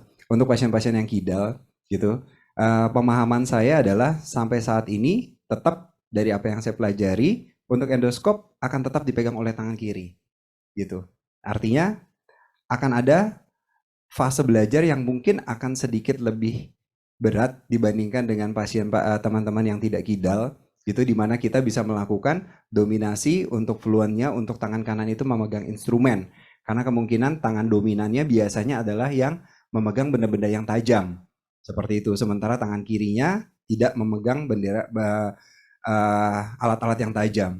Akan tetapi untuk FAST itu merupakan sesuatu yang memang sepertinya sudah disepakati bahwa kita harus berdiri di sebelah kanan pasien gitu, dan juga endoskop akan dipegang oleh tangan kiri gitu, karena posisi dari pasien itu sendiri, kita berada di kanan pasien akan sangat tidak memungkinkan kita untuk memegang tangan kanan dan kita memegang alat-alat dengan tangan kiri karena angle-nya akan sangat terbatas sekali gitu. Dari saya seperti itu. Terima kasih. Thank you, Dr. Michael. Maybe regarding this question, I would like to hear an opinion also from Dr. Saad. Maybe do you have any opinion for, or maybe advice for left-handed surgeon, because there are so many young surgeon here, they are beginners, so they got confused about that. Please, Dr. Saad. Thank you. It is a fairly difficult situation for the trainers as well as the trainees. So the problem in the majority of times are the trainers are not really well equipped to deal with left-handed people. The majority of the trainers are actually right-handed.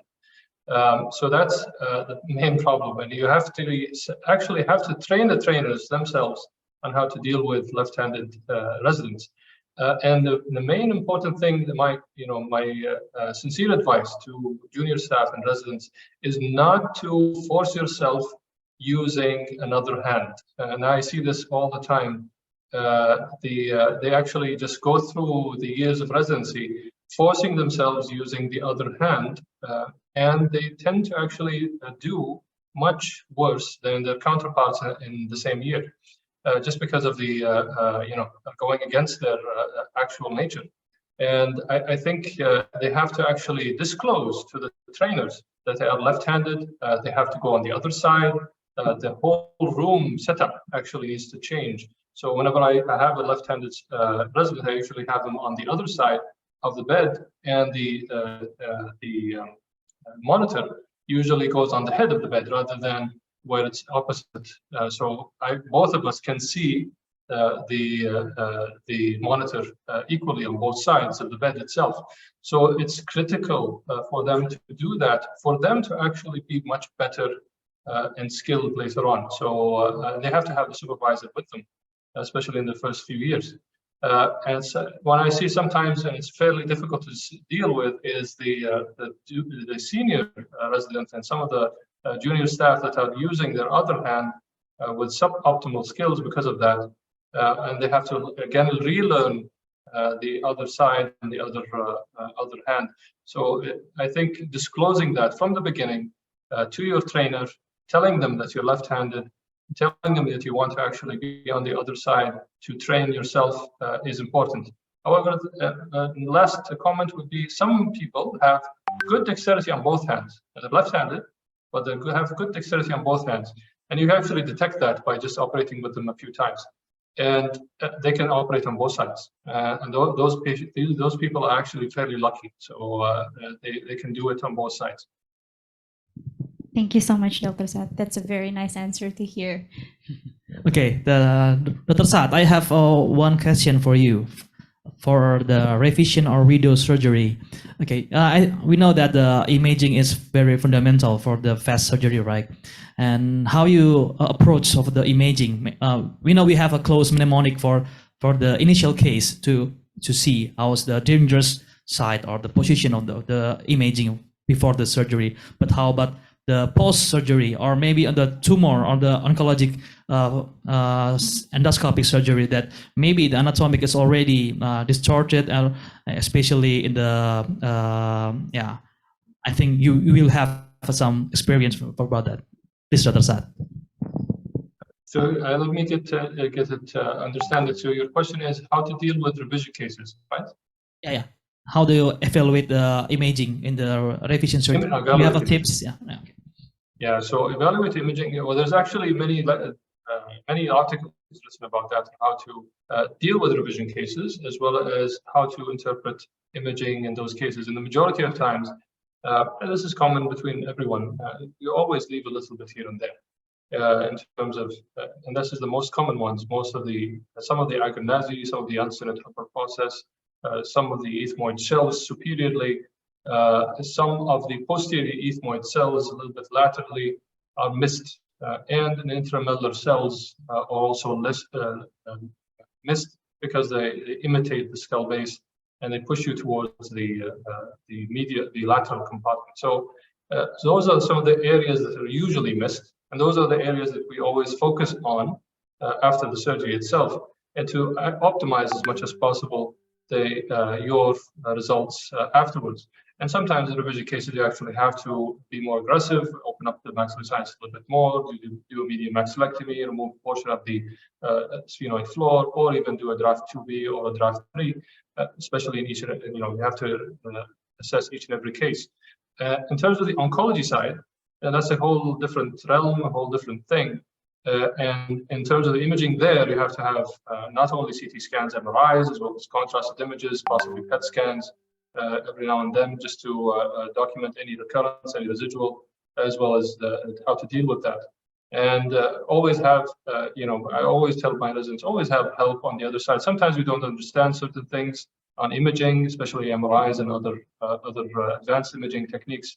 So get your neuroradiologist on board. Sometimes get your neurosurgeon, plastic surgeon on board, and you have a team to help you as well, not a decision from a single surgeon. Okay, hope that answers it. Yeah. Thank you, Dr. Saad. Maybe Dr. Michael and Dr. Satria have also tips and tricks for the revision surgery. You have some case? Sorry, okay. But how about MRI? I think you mentioned before it's like a fibrosarcoma or osteosarcoma, or in your presentation, and how you evaluate this kind of surgery after. Do you use MRI maybe with the diffusion weight, or another modality for evaluate, especially in oncologic, to see if there's a recurrence, or and how about how we can do the revision in this time, in this kind of surgery? Okay.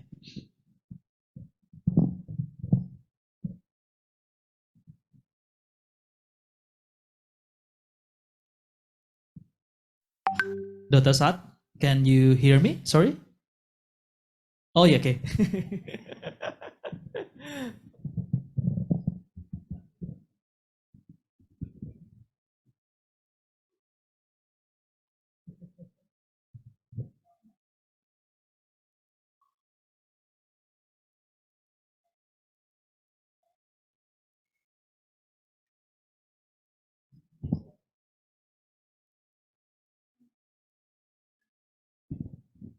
Is there any problem with the audio, maybe, Dr. Saad?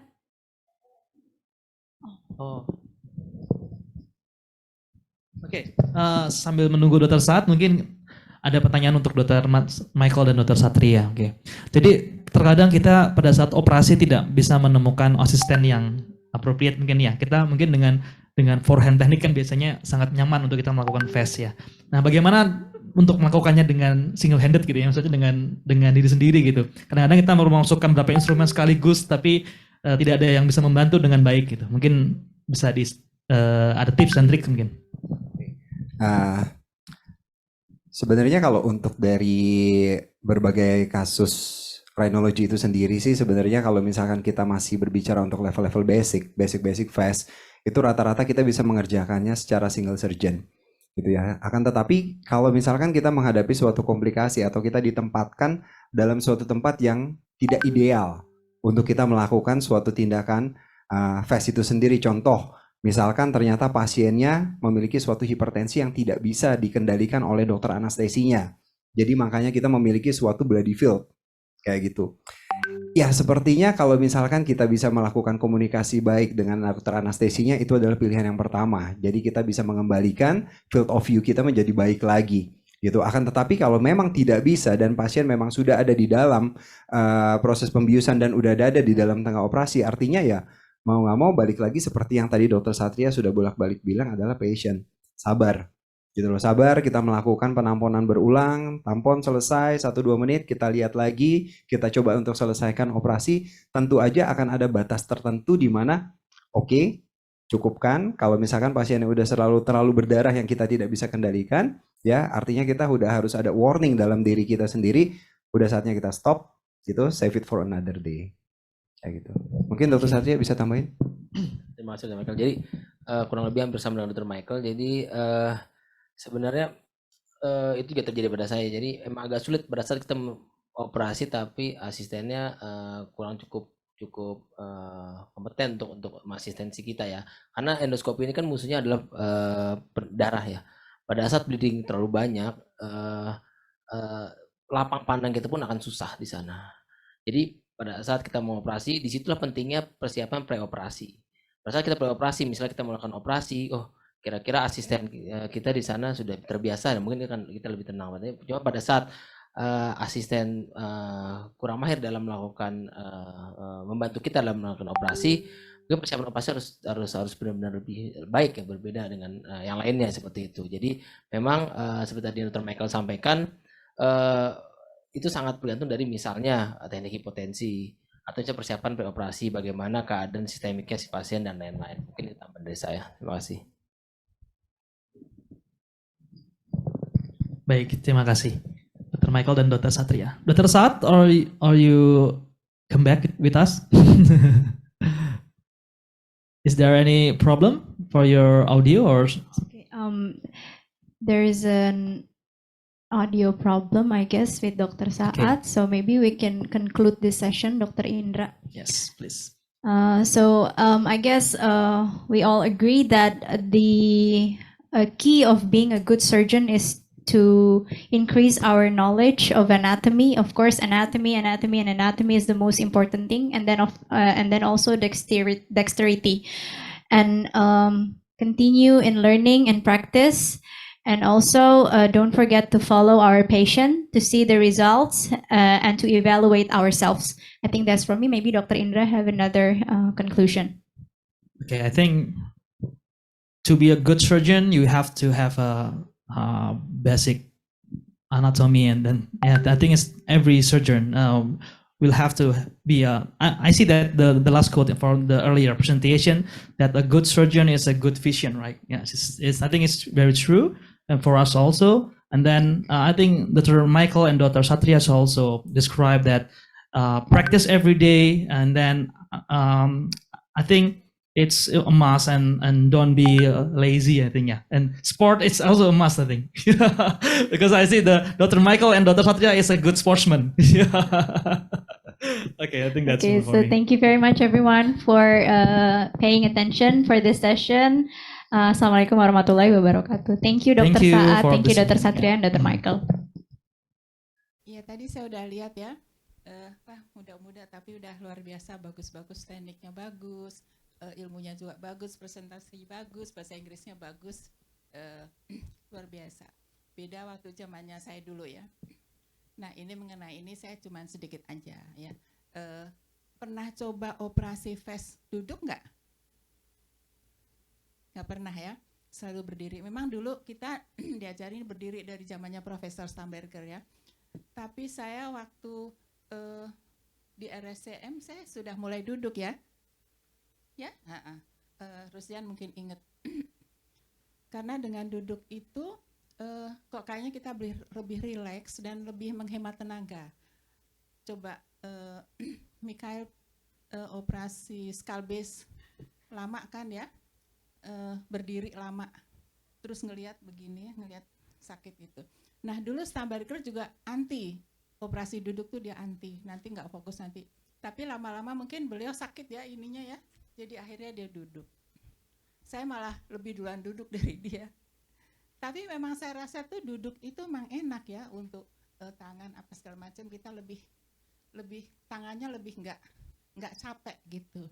Nah ini buat yang muda-muda ini kan nanti operasinya yang skull base yang draft sekarang saya sendiri udah tidak mencapai itu. Coba aja ya, nanti lebih enak. kan kamu operasi kayak Vicky itu operasi sehari berapa kali gitu ya, bisa berapa kali, mungkin 4-5 kali ya, nggak tahu. Itu kan capek. Nanti pulang-pulang udah kecapean, yang di rumah nggak kebagian. Nah, ini nasihat aja, boleh dikerjain, boleh enggak. Did you stand or did you sit if you doing the operation fast? Stand, oke. Okay. So ini group stand, aku sendiri mungkin yang duduk. Terus dia? Tapi dicoba deh, nanti rasa enak. Itu aja dan makasih.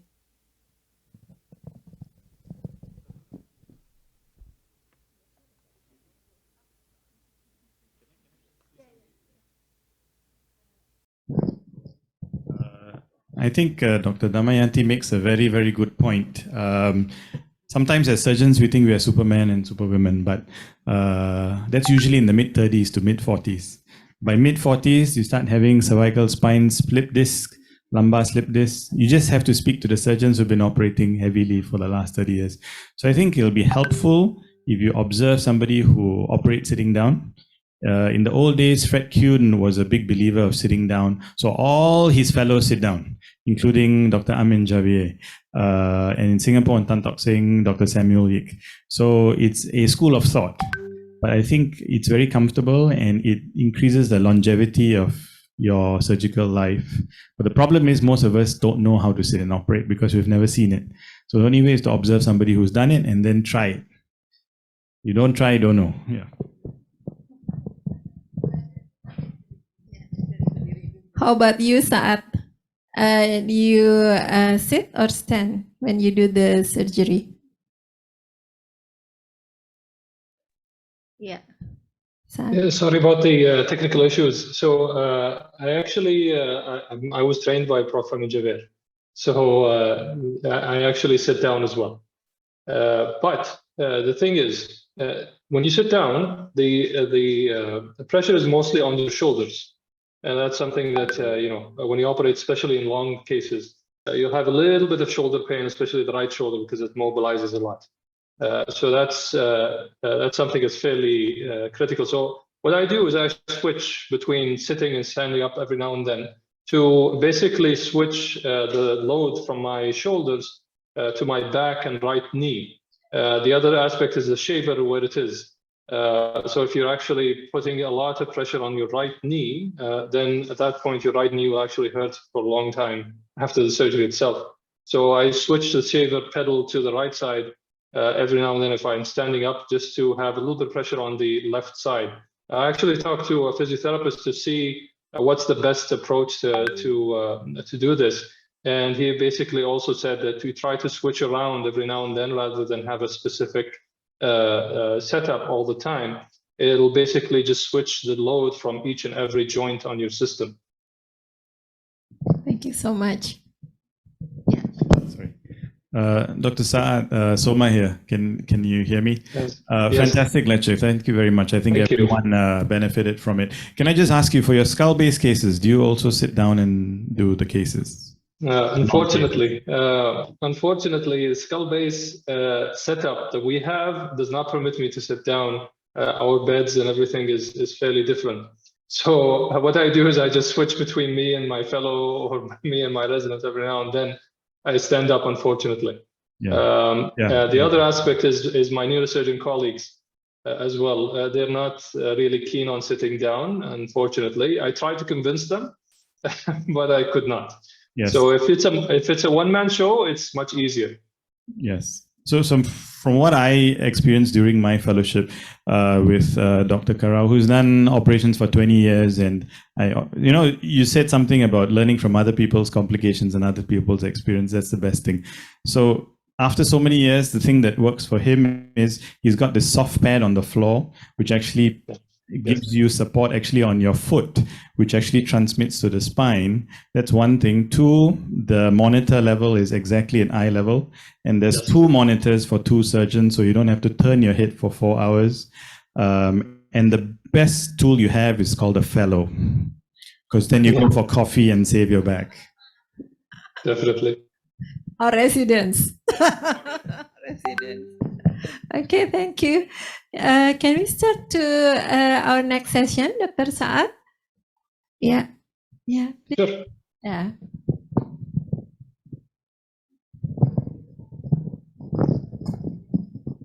Dok, boleh foto dok? Dr. Saad, if you don't mind, we're gonna take a picture with you on stage in the screen with everyone else. Awesome.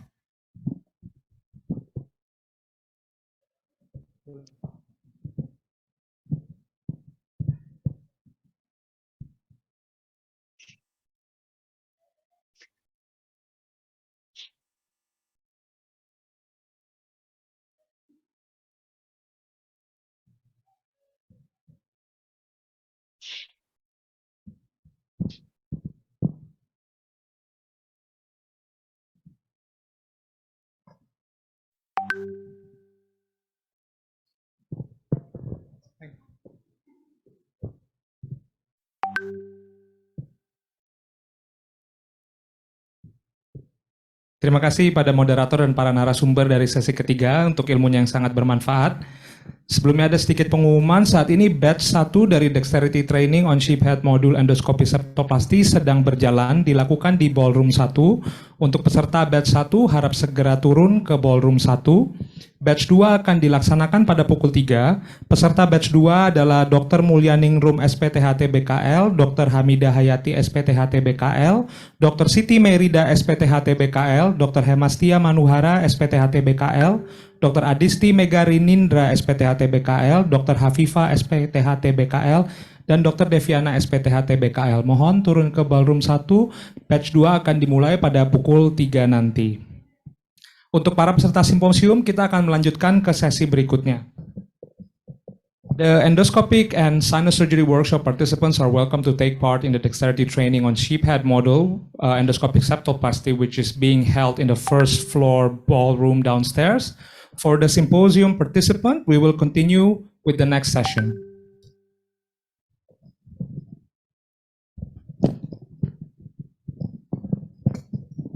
Selamat datang kembali di the third Jakarta Endoscopic Ear and Sinus Surgery course. Selanjutnya kita akan memasuki sesi terakhir dari hari kedua rangkaian JE2S 2023. Sesi terakhir ini merupakan sesi presentasi dari 3 finalis evidence base atau scoping review case report competition rhinosinusitis in daily clinical practice yang akan dimoderatori oleh Dr. Dini Widiarni Widodo, spesialis telinga hidung tenggorokan bedah kepala leher, subspesialis FPR konsultan M.Epid, dan Dr. Retno S. Wardani, spesialis telinga hidung tenggorokan bedah kepala leher, subspesialis rhino konsultan. Dr. Dini merupakan staf medis divisi plastik rekonstruksi Departemen THT BKL FKU RSCM. Dr. Dani merupakan staf medis divisi rinologi Departemen THT BKL FKU RSCM. Dapat disaksikan pada layar CV singkat dari Dr. Dini dan Dr. Dani. Welcome back to the third Jakarta Endoscopic Ear and Sinus Surgery course. Without further ado, we will begin the last session for today. In the session 3, finalists of evidence-based or scoping review case report competitions titled Rhinosinusitis in Daily Clinical Practice will present their papers. This session will be moderated by Dini Widiarni Widodo, MD ORL HNS M.Epid, and Retno S. Wardani, MD ORL HNS PhD. Dr. Dini is a medical staff of Plastic Reconstruction Division, Department of ORL HNS, Faculty of Medicine, Universitas Indonesia, Cipto Mangunkusumo National General Hospital, and Dr. Dani is a medical staff of Rhinology Division, Department of ORL HNS, Faculty of Medicine, Universitas Indonesia, Cipto Mangunkusumo National General Hospital. On the screen, we can see brief CV of both Dr. Dini and Dr. Dani. Kepada Dr. Dini dan Dr. Dani, dipersilakan untuk ke depan. Silakan, Dok.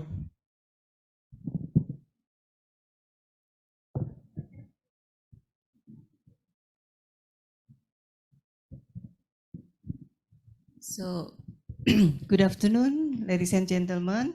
Thank you for this opportunity. So, I would like to ask the presenter.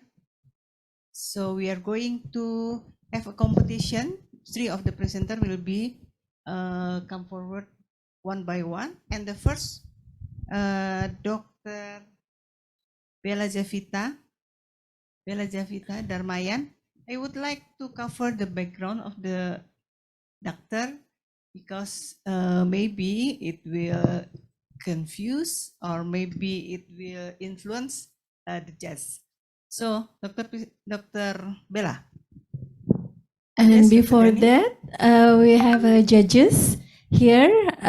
So in person, we have Dr. Soma Subramaniam from Singapore and Dr. Anggi Ranakusuma from Central Evidence-Based Medicine Epidemiological Center of our hospital. And take a seat in front of, on stage, please, Dr. Soma. Yeah, it's better to have a seat. And also Dr. Saad Al-Saleh from King Saud University to be the examiners. And then the regulation is the presenter and the finalists will present the PPT, PowerPoint presentation in 7 minutes. And then after that, each of the judges will ask to the presenter and the finalist. So the first is, we call Dr. Bella. Dr. Bella for the first presentation. Please, Dr. Bella.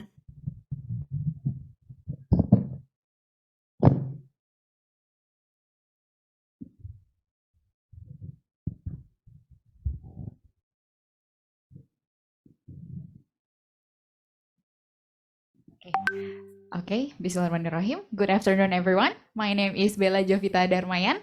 I am a general physician currently doing my internship program in Margono Soekario Hospital in Central Java. Today, I would like to present my evidence-based case report titled Surgical Approach and Nasal Packing Option of Turbinate Hypertrophy with Nasal Synechia.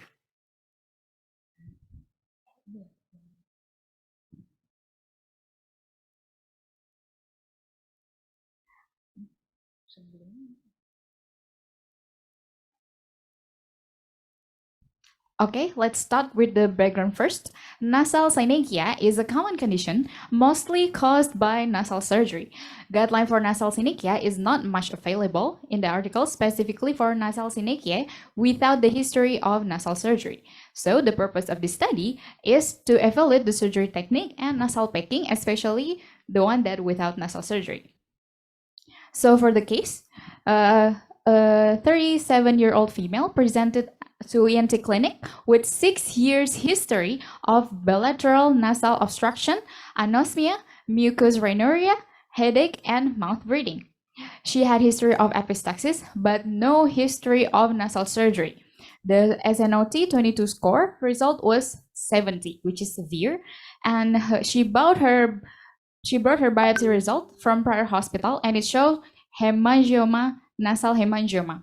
And she mentioned that during the biopsy, the massive bleeding occurred. As we can see from the picture here, this is the physical examination, bilateral nasal obstruction by masses, complete bilateral nasal obstruction by masses that form synechia. We took a CT scan, and the CT scan here shows that soft tissues, bilateral soft tissues densities obliterating in nasal cavities, and the mass was unclear. And we can also at the sinus here, slightly sinusitis, and also deviated nasal septum. So our diagnosis before the surgery was chronic sinusitis with bilateral masses and deviated nasal septum. The patient was given oral therapy, and we scheduled for surgery. So we perform partial conventional turbinectomy, sinusotomy, ethmoidectomy, and septoplasty. So the first, during the surgery, this is what we saw after we directly inserted the endoscope. And so we do the vasoconstrictive tampon. And while we wait for the vasoconstrictive tampon, we do the septoplasty procedure. So we injected vasoconstrictive agent on the site of synechia, and we perform the rest of septoplasty procedure. And after we finish the septoplasty procedure, after we wait for the vasoconstrictive agent, this mass was deflated along with the inferior turbinate. And after that, we proceed the fast for procedure with sinusotomy. So we irrigate the maxillary sinuses, and we also do the turbinectomy. We done it with the conventional partial turbinectomy. So we do incision on lower third mucosa and also the turbinate cartilage. And we proceed with the ethmoidectomy, and we found the shiny myces tumor in the ethmoid, and we send them for biopsy, and the result was polyp. So after we done with the surgery, we do the nasal packing. And for the nasal packing, we do this in our hospital. So the first one is the hand gloves. So we put gauze with betadine, and we put inside the hand gloves, and we put 2 holes in each of the nasal packings. And the second nasal packing was Vaseline gauze. So or we can call it sufratul. It contains of verlamisetin and paraffin. So we place the nasal gauze for 48 hours, and we remove the nasal packing, the hand gloves, the hand glove finger, after 48 hours before we discharge the patient. And for the Vaseline gauze, we place there for a week. And the follow-up after the surgery, a week post-operative surgery, the patient had minimum complaint of pain. So the FAST score was 3, and we after a week we removed the sofratol tampon, and after a month of the surgery, we can see this for this picture. This is the 1 month follow-up. There's no crust, no discharge, and no synechia formation. And the SNOT22 score was 5 from 70 to 5.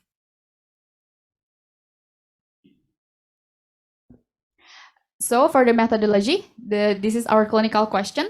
Our question was, what is the best surgical approach for CRS, turbinate hypertrophy with nasal synechia?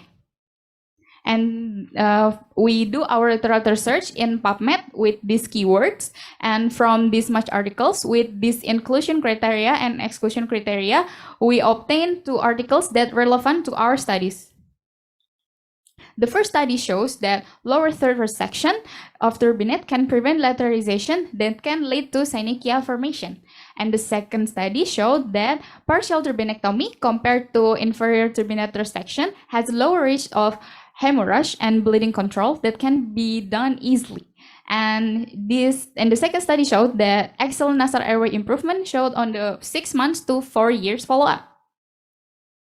And for the discussion, nasal synechia defined by the additions of the organs in the nasal cavities that is between the turbinate and septum wall, and the development of result of inflammatory resection can triggered by macrotrauma.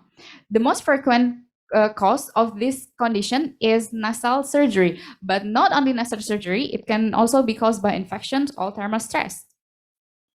And for the surgery technique, we chose conventional partial turbinectomy because of what we mentioned earlier in our selective study. Compared to IT resection, partial turbinectomy has a lower risk of hemorrhage, and the excellent nasal airway improvement after 6 months to 4 years follow-up.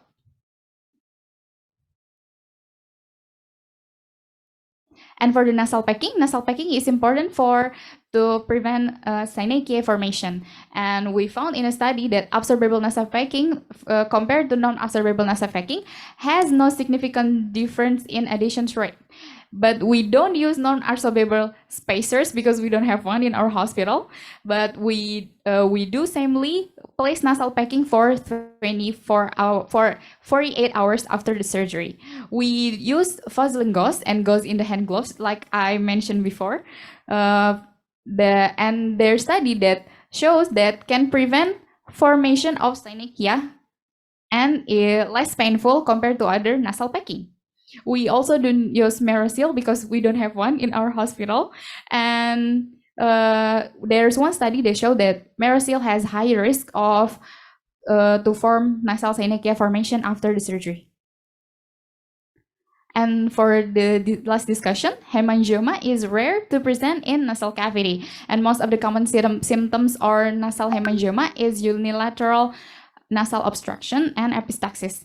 And the CT scan from paranasal cyanosis shows soft tissue masses without bony erosions.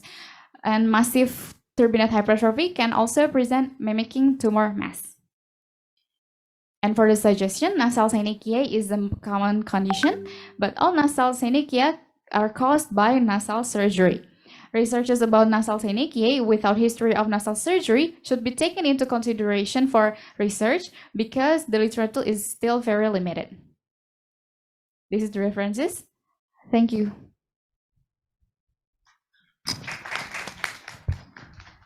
Okay, thank you. Thank you, Dr. Bella. It is a very interesting case. So it's common in our daily practice as a ENT, but I don't know in a general practitioner. So I would like to give an opportunity to the examiner, Dr. Soma. Please raise a question.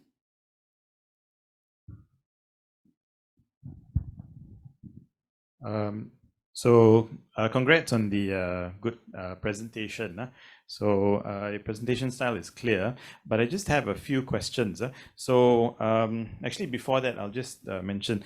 So most studies actually focus on post-surgical synechiae. Okay, so this was actually quite an original idea. So that's obviously a very good positive, because a lot of the literature focuses on things that are pretty much old ideas. So this is pretty original. I'm a bit confused. So the patient has chronic sinusitis, or does the patient have tumor? Or is it both? Because when I looked at the scan, I don't see much changes for sinusitis.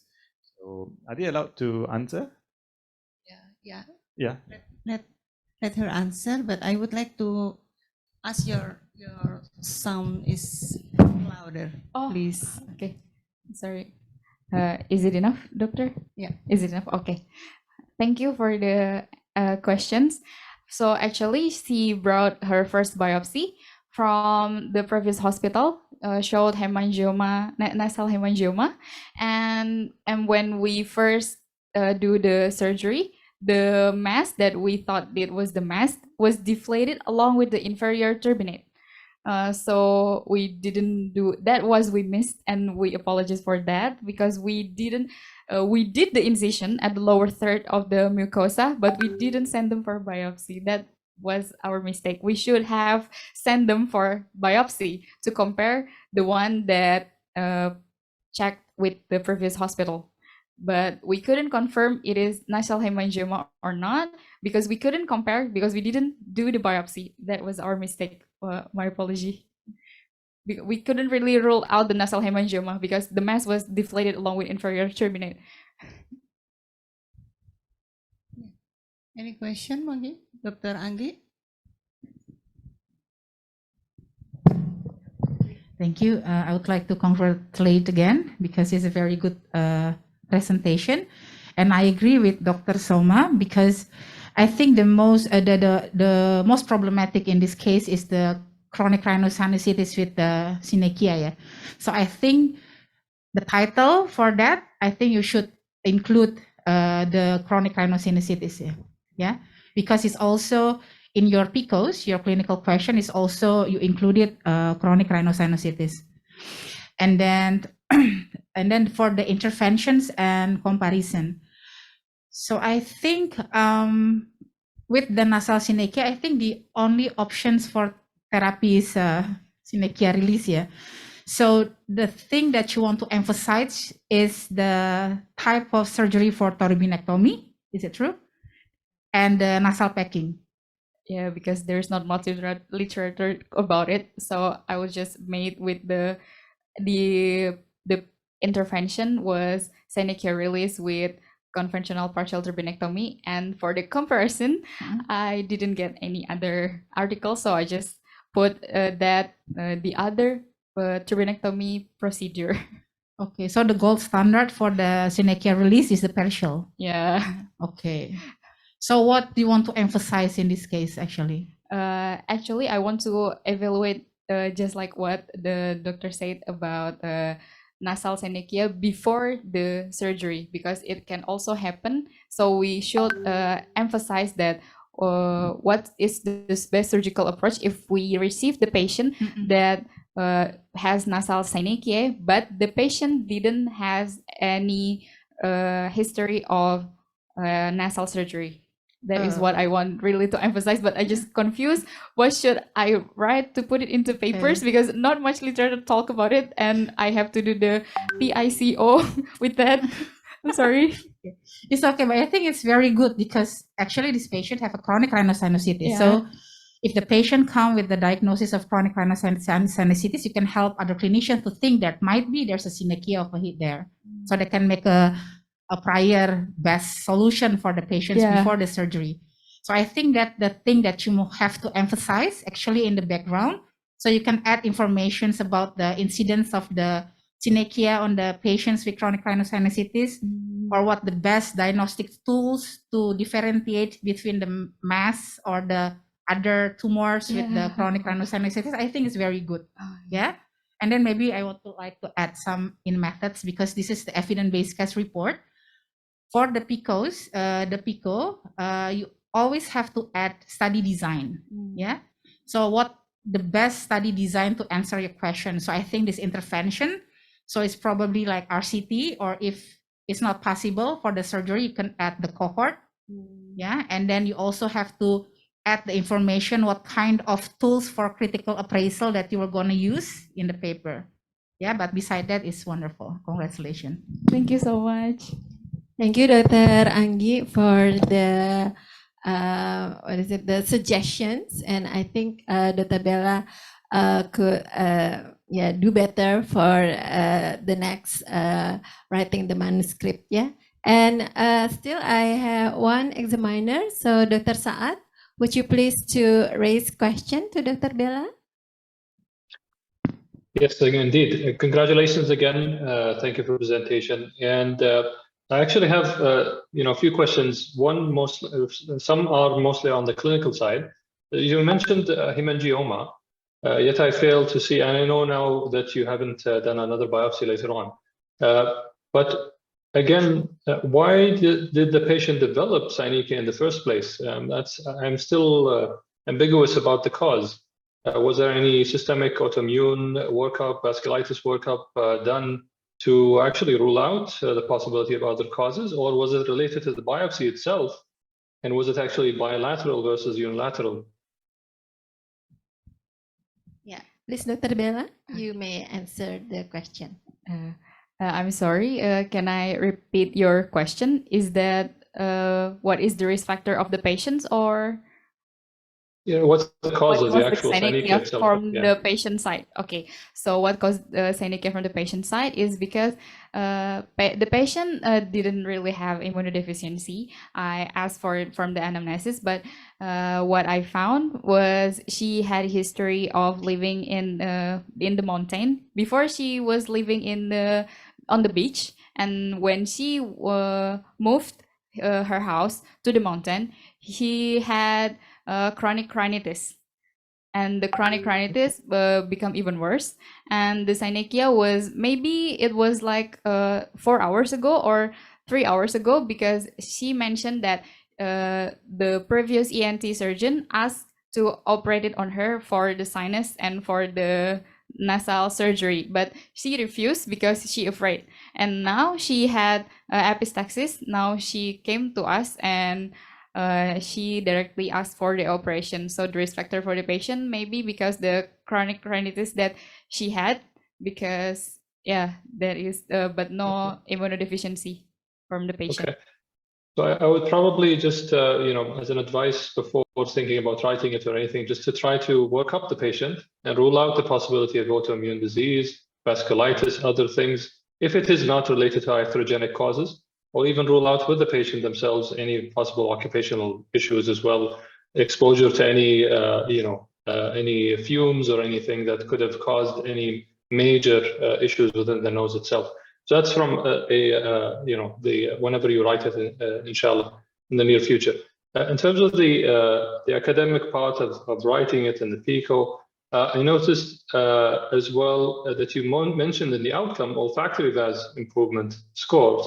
However, you focused on the SNOT-22, so you probably should switch that to SNOT-22 or even a nose score or any other score that to actually mention it. And I meant the intervention, you focused mostly on the packing rather than the turbinectomy technique. So I think that's probably more important. My opinion would be you focused more on the intervention of the packing and the spacing rather than the turbinectomy technique, which was also done to also improve the nasal airway. That's more of a suggestion to think about for the whenever you write it. My simple question, and I'm not sure if it's available. Leaving something for a week, like a Vaseline gauze or anything, potentially might lead to infections and other things. So, do you have Celastic or access to Celastic sheets? Those would be much better to leave for a week or even two compared to Vaseline gauze or anything. I'm sorry, but I don't know. Maybe I should ask my supervisor about the available options. Sorry. Yeah. No problem. It's okay because Dr. Bella actually is a GP, not even a ENT resident. Okay. Yeah, he's a very good interest in ENT and to pursue the career-wise in ENT. So I think blessed to you, Dr. Bella, because this is kind of infinite experience, and you are asked by so many three distinguished experts here. So thank you, Dr. Saad. Thank you. Dr. Rani, just one final comment. So it's just a closing comment. You don't have to answer it. So basically, turbinate surgery is very variable. There's nothing, there's no such thing as conventional turbinate surgery because everyone does it differently. So when you're writing the paper, whoever's writing the paper, you need to define what is your technique of doing the turbinate surgery. So in general, there's total turbinectomy, partial turbinectomy. So there's no there's in a paper would be better not to mention conventional turbinectomy. Yeah. Thank you, Doctor. Thank you. Thank you, Dr. Soma, and also thank you, Dr. Bella. But can I give a comment for the PICO? So I think how to search, you only use the PubMed. Yeah. Can you explain that? Because we have PubMed, EBSCO, and etc. But why did you do only PubMed? Maybe this is the question also from Dr. Anggi.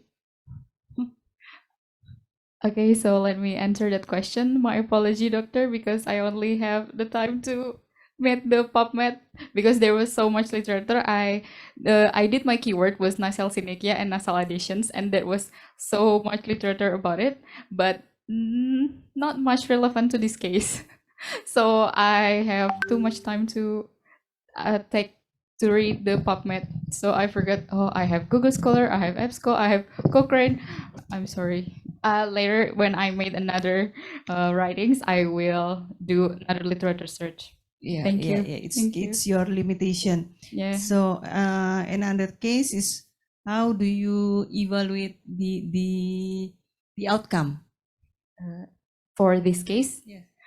For this case, I was actually want to evaluate the FAST score first, but I didn't get any literature that matched with my situations because the one that I searched was actually the synechia formation before the surgery.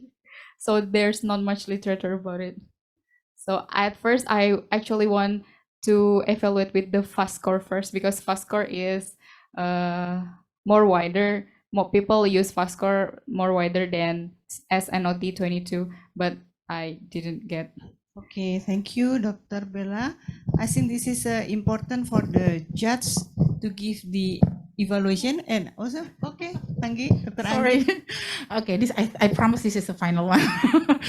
So I'm interested in what Dr. Dinis mentioned. You found many literatures for the synechia because maybe you did not include the chronic rhinosinusitis Yeah, that's why you make it more sensitive, but it's not specific enough. So you have like thousands of article. So that's why if you make a good clinical question and then you formulate a very good PICO, then it will help you to plan your search strategy. Yeah, higher sensitivity and specific. Yeah, maybe that. Thank you, Doctor. Okay, thank you. Thank you, Dr. Bella. So I would like to call the second presentant, Dr. Cecilia. Dr. Cecilia Permatasari.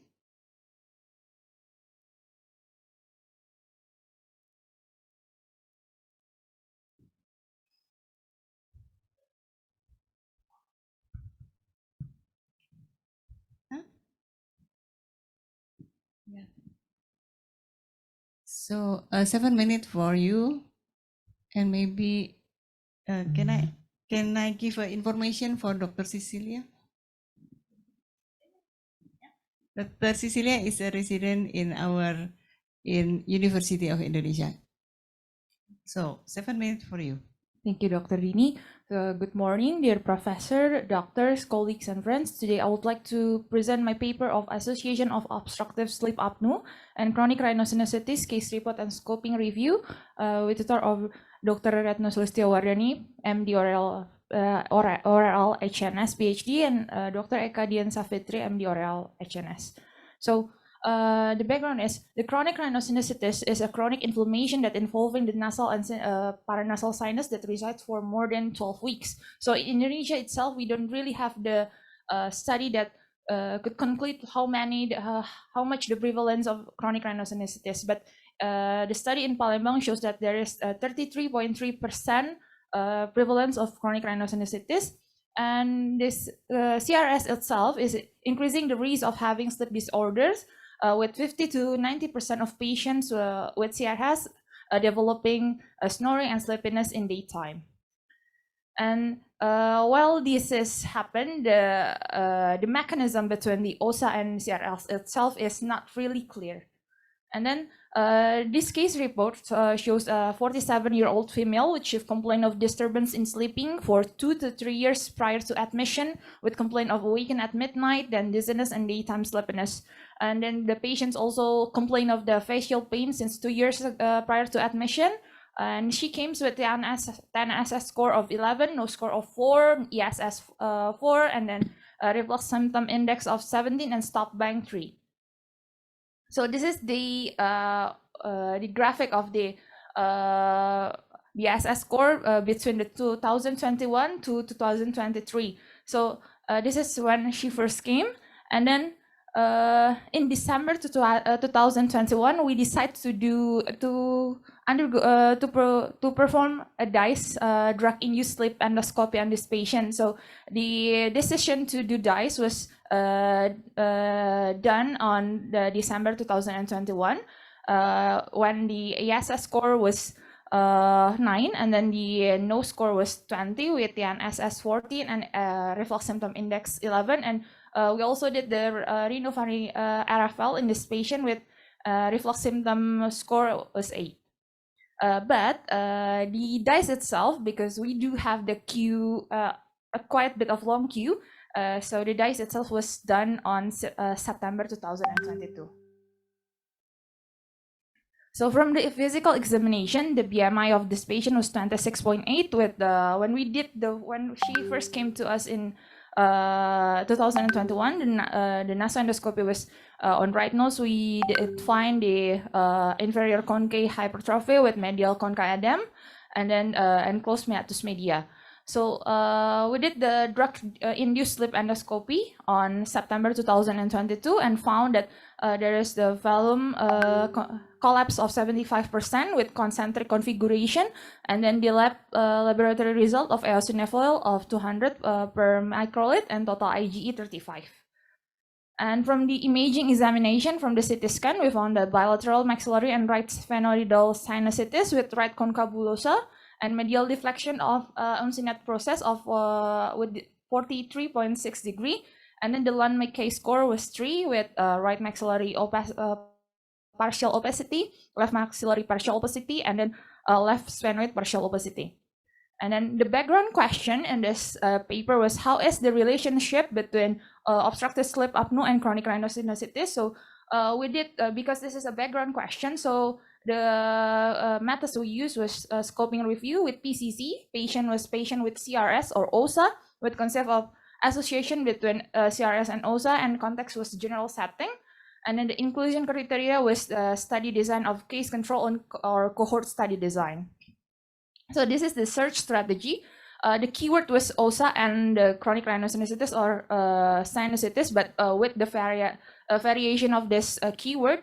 And then we did the searching in 3 databases of PubMed, Scopus, and Embase, and then we did the titles and abstract screening. And then the article assessed, the final article assessed in this study was 5 articles. And then this is a summary of studies in systematic searching. So while we did this searching, actually I only found one paper that in this cohort design that shows the risk of developing obstructive sleep apnea, of developing chronic rhinosinusitis in patients with OSA, while the others was the risk of developing OSA in patient with chronic rhinosinusitis. And all the paper itself, the 5 papers that we found in systematic searching, so shows the significant statistic significantly of the odds ratio or hazard ratio.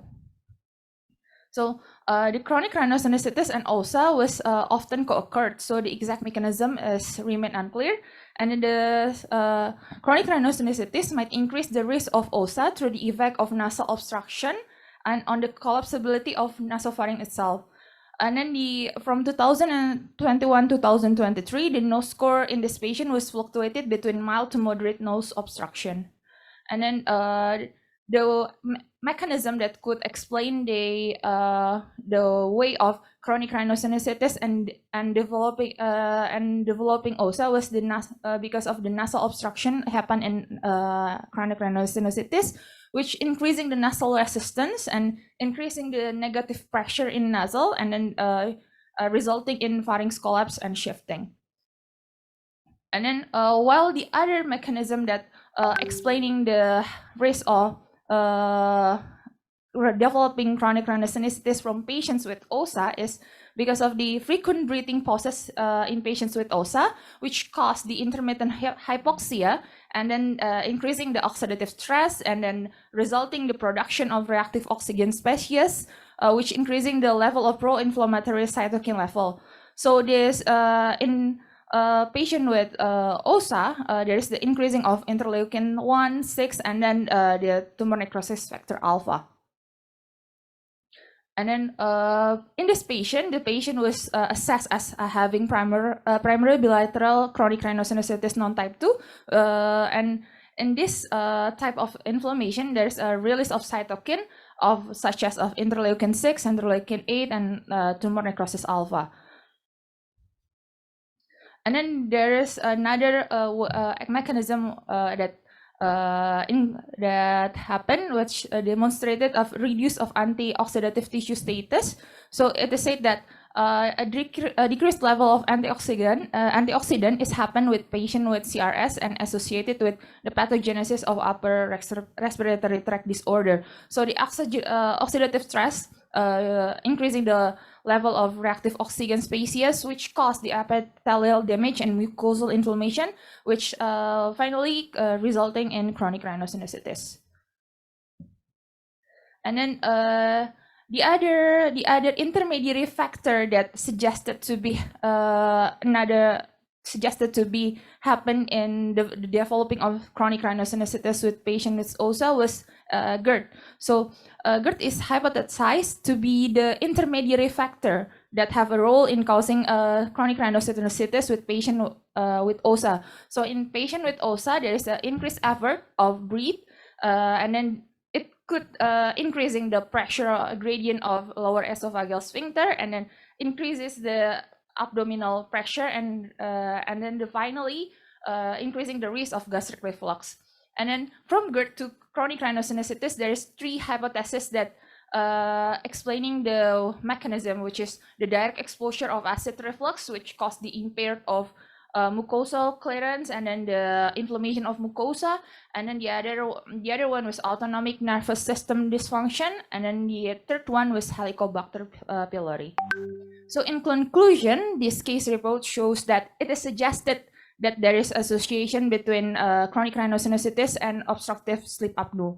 So the chronic rhinosinusitis may increase the risk of developing OSA by the effect of nasal obstruction and collapsibility of the nasopharynx downstream, while the OSA itself may increase the risk of having chronic rhinosinusitis by chronic inflammation and then the acid reflux. But actually, the further studies is needed to identify the mechanism to understand the both causal effect of both conditions. This is the references that I use. Thank you, doctor.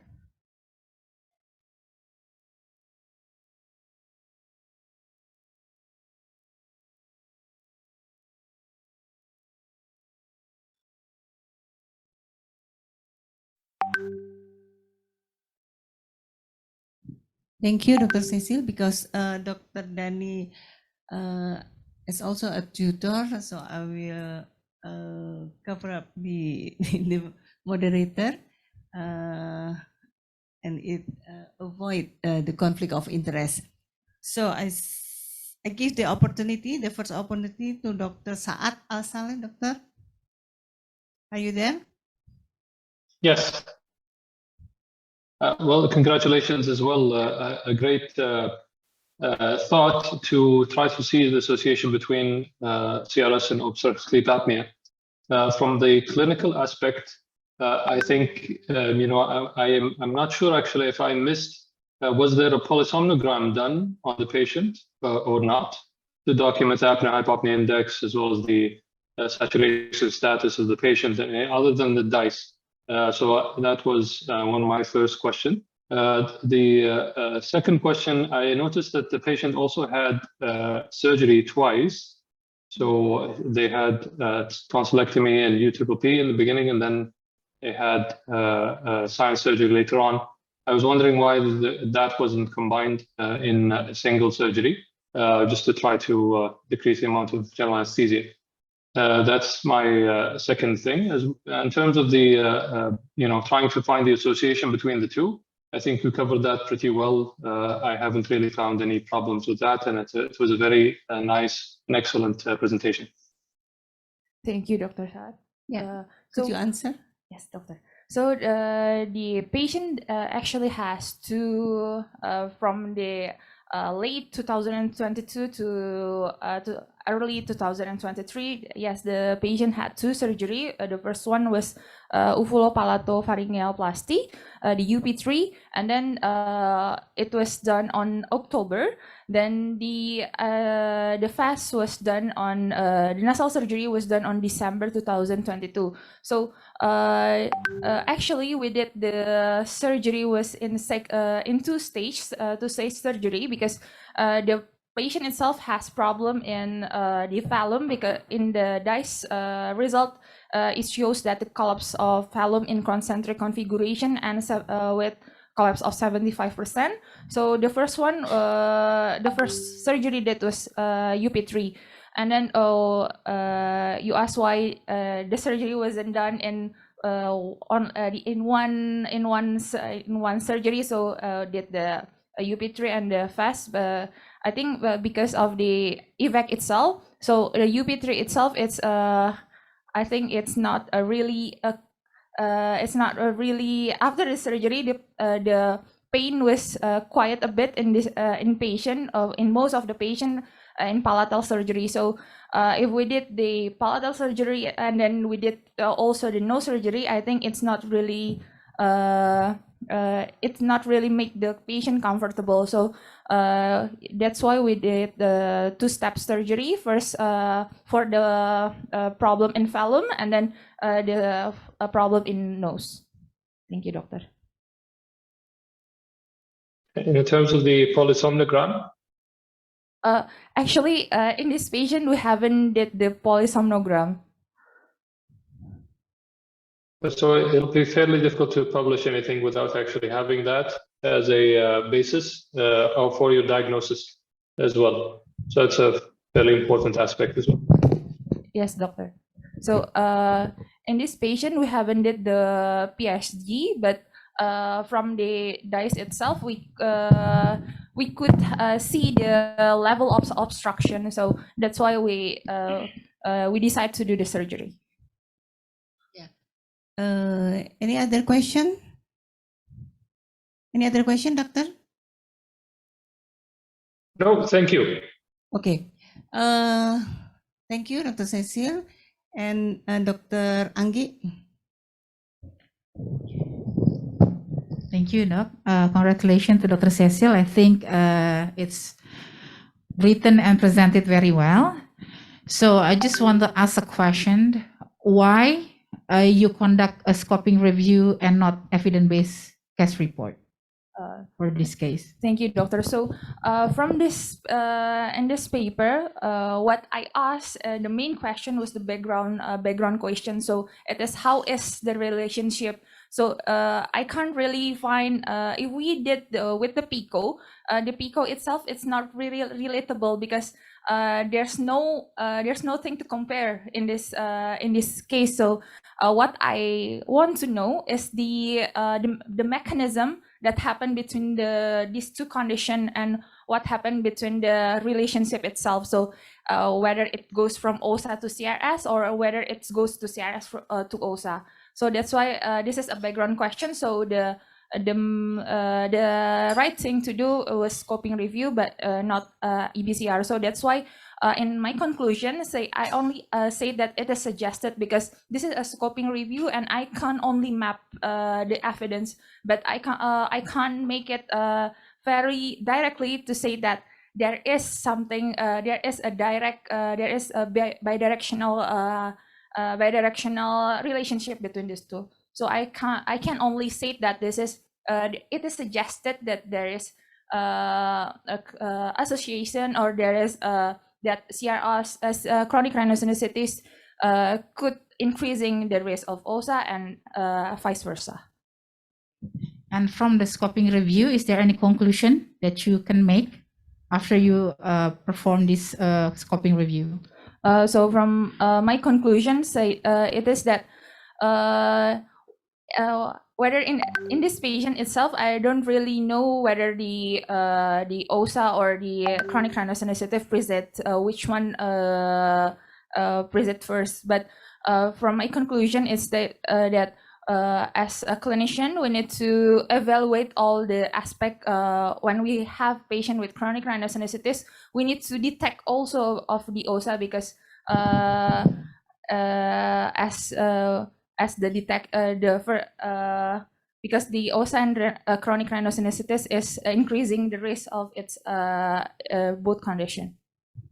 No, I mean from the result of your evidence searching from the scoping review, what can you conclude?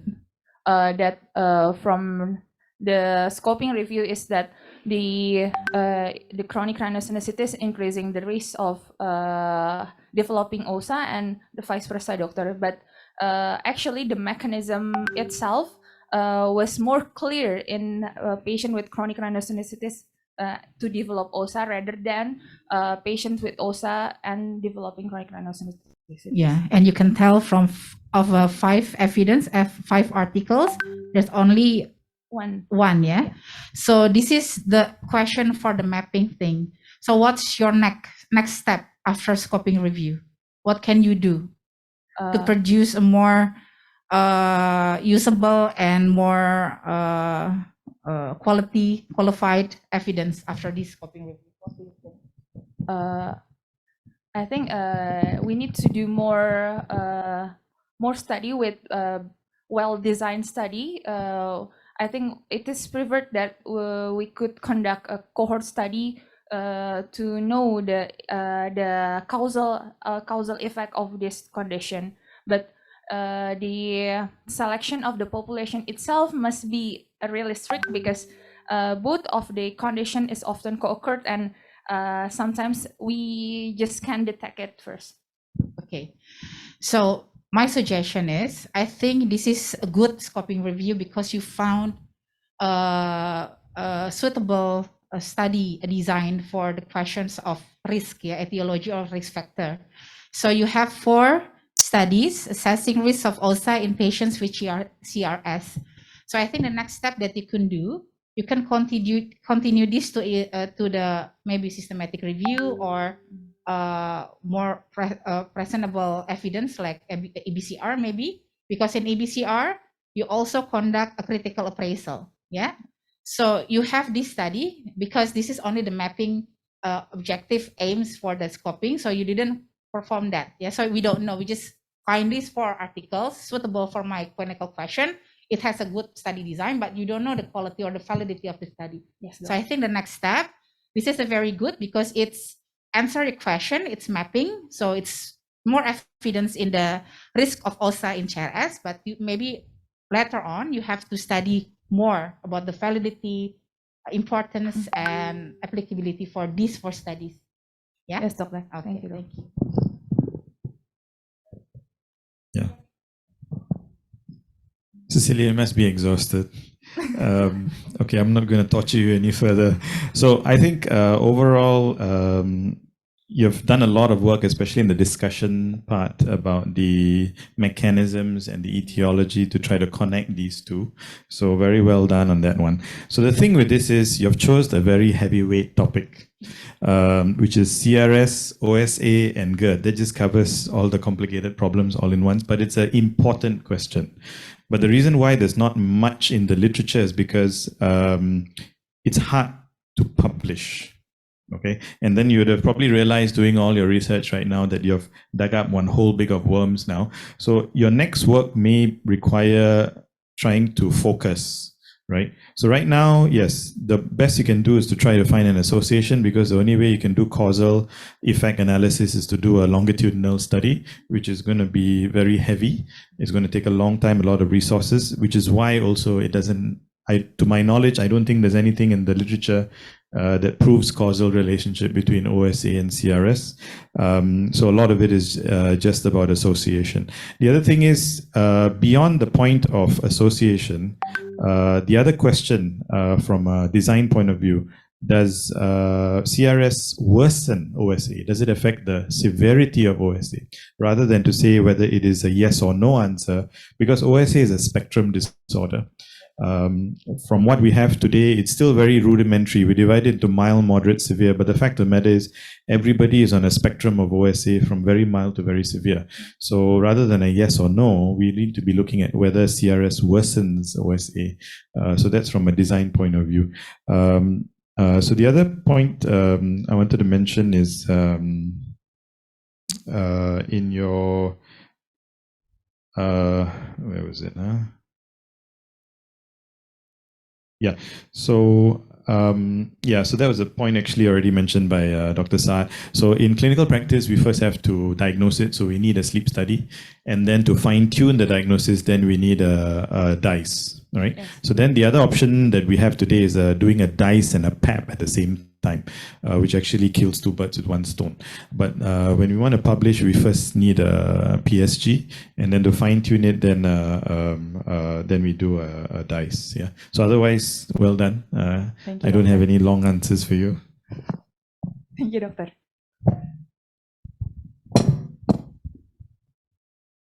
So maybe can I have a comment for you? Yeah. How did you make restriction in doing the UP3? This patient doing the UP3, right? Yes, doc. So how about the result? So after the OSA, yeah, it will be improved by the UP3. So 1 month after the UP3, so the ESS score in this patient was improved, but only by 1 or 2 score. but because of the DICE result, and then the patient itself has the nasal problem, so we also decide to do the nasal surgery like 3 months after the UP3. So Okay. actually, there is improvement, but only by the ESS score was only by like 1 or 2 score, because we did evaluate the score every month. But yeah, there is improvement, but not much. Okay. Did you wait until 3 or 6 months? For doing the second stage? Yes, because there is a UP3 and then you continue with the nasal surgery. Actually, we could wait, but in this patient, actually, because the OSA itself it's not really improved, that's why the post operation of the UP3 is already the patient hasn't any feel pain, and then the wound healing was good. That's why it's only take us for 3 months to do to decide the nasal surgery. Okay, thank you. Okay.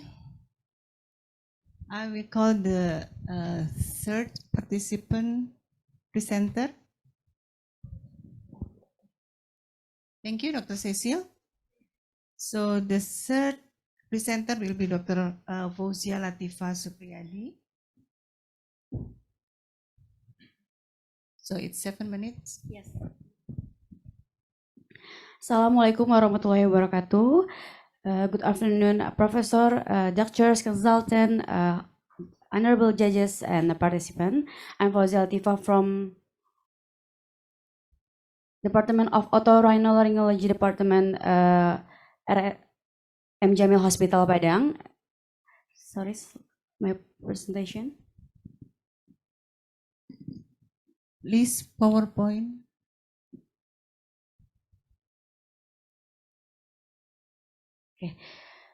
Okay. I'm Fauzia Latifa Supriyadi from Department of Otorhinolaryngology Head and Neck Surgery, Dr. M. Jamil Hospital, Faculty of Medicine, Andalas University Padang. Today I will present my paper about the giant antrocanal polyp rare case report. As we know, antrocanal polyp is a solitary benign mass that grows from maxillary antrum through the ostium into middle meatus, extends to posterior choana, and might be reached nasopharynx. And then until now, giant antrocanal polyp is rarely seen in our clinical practice, and there was 12 reported with 10 males and 2 females. That this is hypnotized as this case occur mainly in males and still unclear etiopathogenesis. For the symptom, for the giant antrocanal polyp, there was a bilateral nasal obstruction, mouth breathing, rhinorrhea, nasal speech snoring, and OSA syndrome, difficulty and swallowing, and plumpy voice. For the surgery, surgery is the main treatment for this case, and the gold standard is endoscopic sinus surgery. The aim of this case report is to know how about the diagnosis giant antrocanal polyp and the management with endoscopic sinus surgery. Case report, male 19 years old with bilateral nasal obstruction. The patient has a history nasal obstruction since 3 years ago, and there was a mass, painless, doesn't friable, discharge purulent, odorless, not mixed with blood. And 6 months before admission, the bilateral nasal obstruction getting worse, the mass getting bigger, and there was discharge, there was decrease of smell, and plus the patient has a voice changes and snoring. There was no epistaxis or history of epistaxis. There was no fullness sensation of the cheek, foreign body sensation on the throat. There was no cancer in family. There was no history of alcohol consumption. There was history of weight loss in last 6 months. And the patient has a habit smoking 1 pack per day since 4 years ago. This is the picture of the patient from the general and otoscopy examination. There was normal limit, and we can see the patient has asymmetrical nose and mask, grayish in color with smooth surface filled the right nasal cavity. From the nasoendoscopy and the oral examination, we can see from this picture, the A picture is the mass fulfill the right nasal cavity, and the P picture is the nasoendoscopy from the left nasal cavity. There was a mass grayish in color with smooth surface filled the left posterior corner. And the C picture is the palatomolo was pushed by the mass. This is the CT scan imaging. We can see from the axial section is a septum deviation on the left nasal cavity, and from the coronal section we can see the mass fill all of the right sinus and until nasopharynx and oropharynx. And from the sagittal section we can see the mass extended to nasopharynx and oropharynx. From the laboratory finding and X-ray finding, there was a normal limit, and we diagnosed this patient with right nasal cavity, suspicious antrocanal polyp with differential diagnosis inverted papilloma and malignancy, and chronic rhinosinusitis. And we plan to exit patient biopsy endoscopically. This is the operative video. First, we extirpate the mass pieces by pieces using the forceps, and then we got the giant mass, and we did the incisionectomy, and we extirpate the mass using the microdebrider, and the last there was no, after we evaluate with the 17-degree scope, there was no active bleeding and residual mass. This is the mass. We have the mass measure 12 times 12 times 17 centimeters. And second day after surgery, the patient has no complaint and the vascular was poor. We see the patient, the intranasal packing was good. We give the RL IVFD, ceftriaxone injection, dexamethasone injection, and paracetamol. And 5 days after surgery, there was no complaint. We discharge the patient, and we give the patient cefixime and paracetamol. This is the follow-up 1 week after surgery. We can see from the nasoendoscopy there was the hyperemic mucus, there was no residual mass, or there was secretion, and we can see the middle meatus covered by crust. And this is the patient bring the histopathological examination that result the high-grade sarcoma, possible rhabdomyosarcoma with differential diagnosed angiosarcoma. And we suggest to perform the immunohistochemical examination, which is myogenin and CD34. And second week after surgery, the immunohistochemical examination result was negative, and suggest the angiomatous polyp, and the nasal endoscopy, we can see the mucous were not hyperemic, there was a crust, and there was no residual mass. And then 3rd month after surgery, the patient has no complaint, the SNOT 22 was good, and we can see there was no residual mass, there was no discharge. And search strategy, we did the search strategy using the Google Scholar, PubMed, and ScienceDirect, and we got one same case from the Red and et al. And we used the inclusion criteria patient with giant antrocanal polyp and did the endoscopic surgery. Discussion, bilateral obstruction, changing voice, and snoring. This is match with the symptom of giant polyp antrochoana, which is the literature said that there was a cardial symptom, which is bilateral obstruction, difficulty in swallowing, and plummy voice. And then the polyp extended to nasopharynx and oropharynx. This is because of the impediment to the nervous system that force the mucosa nasal cavity, and because of the Bernoulli phenomenon. And then the gold standard for this case is endoscopy surgery. Why? Because with endoscopy surgery, we can limit the recurrence, avoid swelling, and then shorten the hospitality. And then we use microdebriders because of the microdebriders can have a good visualization, better precision. We can limit the bleeding. And then we compare with the conventional, because the conventional is more than tendency to tear the tissue, strip the mucosa, and bleeding. And the recurrences, the case what they did endoscopically is 0 to 36%. And on the patient, we did the endoscopically, and the bleeding just to 200, and in the patient in 1 to 5 days. And from the histopathological examination, we got the picture of the giant multinucleated cell, and this picture is suggests to the rhabdomyosarcoma. So we did the immunohistochemical examination to see the rhabdomyoblast, because of the rhabdomyoblast is the cardinal sign for the rhabdomyosarcoma. But in this patient we didn't find the rhabdomyoblast, so we conclude that the fibrous and vascularized cell and the giant multinucleated cell is the feature from the type of the angiomatous anthraconal polyp. And the conclusion, the giant anthraconal polyp are rare and can mimic a variety of benign or malignant lesion. And immunohistochemical examination is an additional examination that can be performed to confirm the diagnosis of malignancy. And endoscopic approach is the best choice in this case. And complete resection will reduce the risk of the recurrence. Thank you.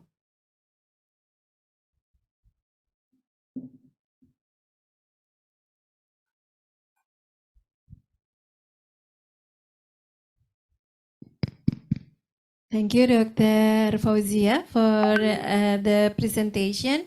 So for the first question, I will ask Dr. Anggi to give question related to the clinical epidemiology and evidence-based medicine. So from the CEEBM perspectives. Please, Dr. Anggi. Thank you, Dr. Dani. Congratulations to Dr. Fauzia for representing this rare case. Yeah. So what's the methods for this case? Is this a scoping review or evidence-based case report? Evidence-based case review. Okay. Maybe I missed it. What the PICOs for this study? Sorry, my apologies. I haven't include the PICO, but I can explain about the PICO. The PICO, the P is the patient with the mass and chronic rhinosinusitis chronic, and the intervention is the endoscopically, and comparison is the conventional surgery, and the outcome is the hospitality time, and then a recurrence time and a recurrent incidence. Okay, so it's only intervention question, not include the diagnostic, because from the papers you also include the diagnostic and management. So the interventions only. Intervention and the management. And the management. So also you include the diagnostic? No. No. No. So only the management as the intervention. Yes. Okay. So the interventions endoscopic. Yes, we did the uncinectomy, the surgery by endoscopically. And the comparison, sorry again, surgery. Conventional surgery. Okay. So what kind of study design that you will include in this paper? The story design, maybe the cohort study. Cohort study. Okay, because this is a rare case, so yes. Please be careful. So I think because it's a rare case, it's very difficult to find, a best study design to answer the interventional question, which is usually a case report, RCT, randomized control trial, and cohort. So how many studies did you find? In one paper, there were 12 studies. 12 study of all. I got more study, but I forgot the exactly number, but not just to 20 or 22 for the specific the giant polyp anthraconal that did the endoscopically. Okay, so you have 20 study. Yes, just no 20 study. And what kind of studies are they? Are they case report, cohort, or case report? I got the case report, and this case report I forgot about. Okay, so sorry, maybe when you're writing an evidence, you have very transparent, very explicit and transparent. And then maybe I suggest this is a scoping review because you want to know the available evidence, on this case, because this is the rare case, So it's just like you want to know what the available or published interventions that clinicians usually do for this case.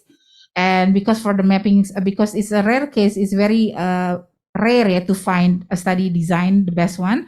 So I think it's okay for you to include the case report Yeah, so it's like intervention questions and then case report included. So I think it's scoping review. And after that, you can make a conclusion. Yeah, what kind, the most suitable or the most privileged intervention for the case from all the centers in the world. Yeah. Okay. Thank you. Maybe thank you. Thank you, Dr. Anggi. Since there is no high-level evidence for the searching of the literature, and then now we ask the expert, Dr. Soma first. So what's your I think you're the comment and expert. question? Okay, sorry. So congratulations on the presentation. My only advice is slow down a little bit. Yes, you're speaking quite fast. So even I couldn't get it. So okay, just bear with me, okay? Now the word giant, what does giant mean? Okay. Yeah. Can I answer? Yes. Okay. Giant means because the patient have a symptom like bilateral obstruction, and then snoring, and then the literature said if the patient has difficulty in swallowing, or maybe a problem in oropharing, there we can call the giant. And then I read about the literature. The literature that title the giant, the size is more than 10 centimeters. So because of my case is 12 centimeters, so I title this with giant. Okay. So in my I did a literature review just now as well, and so actually giant is not a very well known subset of enterocoenal polyp, and I've never actually heard of it before this, but I learn a lot usually during these sessions because I do my own research. But in general, giant ACP is not a well-known entity, and the literature search kind of depicts that because the sample size that you have is very small. There's actually only 3 case reports in the literature, and when I look through it, they don't actually define what giant means very clearly. Yeah? So we have to be a little bit careful when we use descriptive terms like this. It could be something novel that you're describing. You could be the first case in the world. If that is the case, then you have to define what you mean by giant. Maybe it's a size criteria, maybe it's a functional criteria. Okay, that's number one. The other concern I have with this case is that when I looked at that clinical photo, my number one suspicion is this is cancer. Okay, so I'm not talking about enterocoenal polyps anymore. This is cancer. So whether it's an adenoid cystic carcinoma, whether it's a NKT cell lymphoma, whether this is squamous cell carcinoma, this is not in the realms of enterocoenal polyp. So the differentials there that you had where you put cancer at the bottom, I would put it at the top. And the initial histopathology was high-grade tumor. Somehow after the immunohistochemical analysis, suddenly it became like one small little mouse. It became a angiomatous polyp. So something doesn't add up. So I'm a bit concerned, okay? So this is a diagnostic dilemma, okay? So maybe it's a missed tumor. And from what I've learned from other surgeons, don't trust the first pathologist you send it to. So you might have to send it to a second opinion to another pathologist, or the sample was not representative. Because if you look at the scan, there's a lot of erosions everywhere, and that's only one cut, but maybe there's other cuts. So I'm thinking there's probably a missed cancer here. So how long after surgery has it been? Maybe more than 6 months, but less than 1 year. So less than 1 year. So it's still within that window where it may recur. And if you do a repeat scan or something, you might see the thing coming back. And then you have to go and attack it, get more tissue, make sure it sends to pathologist. And sometimes it gets missed. And the most I've biopsied a lesion until it came back as NKT cell lymphoma is 7 times. The first 6 times it was inflammatory tissue or non-diagnostic. So it happens, right? So it happens, right? So that changes the whole story then, you know? So at the least, I would change your topic to angiomatous enterocoenal polyps, which is what your final histopathology was. Yes. But my concern is that. Other than that, I think your design of the study and everything academically is okay. But these are the things that if you send it for publication, these are the questions you'll get asked. Okay, thank you, sir. Okay. Thank you, Dr. Soma. Now, another clinical expert. So we asked Dr. Saad related the case. How is your experience with this huge enterocoenal polyp? This is giant and a huge. Please, Dr. Saad. Thank you. Congratulations again. It's actually funny because I just operated on one just a few days ago. And it was actually going all the way down to the oropharynx, all the way to the level of the tonsils. However, I actually share the same concerns as Dr. Soma, and I actually had the same comments written down. One is that I've had 2 or 3 cases which actually went from a pathologist to a pathologist to a pathologist, and then later on we actually led to either, it's fairly difficult, especially in these situations, for a pathologist to actually nail down the pathological diagnosis sometimes from the first time. And sometimes they need to actually sit down and take another opinion, take a third opinion to reach the diagnosis. And I had one case which actually is fairly similar to this one, a very slow growing mass in a patient that actually turned out as a Ewing sarcoma. So slow growing, and definitely, you know, even if it recurs very slowly. However, the management changes dramatically, and you can't really depend on that single pathology. So I would recommend definitely taking a third opinion, at least if it's a second opinion that actually led to the angiomatous polyp. So just to make sure and just to be on the safe side. So that's something, because I definitely share the same opinion as Dr. Soma. The look of it is definitely did not look like a regular intraquinal polyp. So that's something that just to keep in mind. In terms of the academic side and the presentation itself was great. Yes, I agree, it was a little bit fast, but you can definitely work on that. In terms of the presenting the case itself, as well as the case review, I think 2 problems exist. So I share the same comment with Dr. Soma. The definition of giant is not defined, not only for this, also for other things. We've had the same problem with giant fibrosis tumors, the same discussion there, and it was not really well defined. So you'll have that problem, and whenever you have something that's not well defined, your search will be very poor. So I would recommend definitely not even using that and just going into the basic intraquinal polyp if you're searching for that, and trying to see if the main thing, intervention would be the endoscopic, then a systematic review of endoscopic approaches to treat intraquinal polyps would be a very nice paper to be presented. I think that's probably the best approach to it, compared to focusing on giant intraquinal polyps, which will most likely be definitions as per the author, and you end up with only a few studies with nothing that you can actually have robust conclusions on. So that's my recommendation, at least for the future, inshallah. So congratulations on dealing with such a case. Thank you, Dr.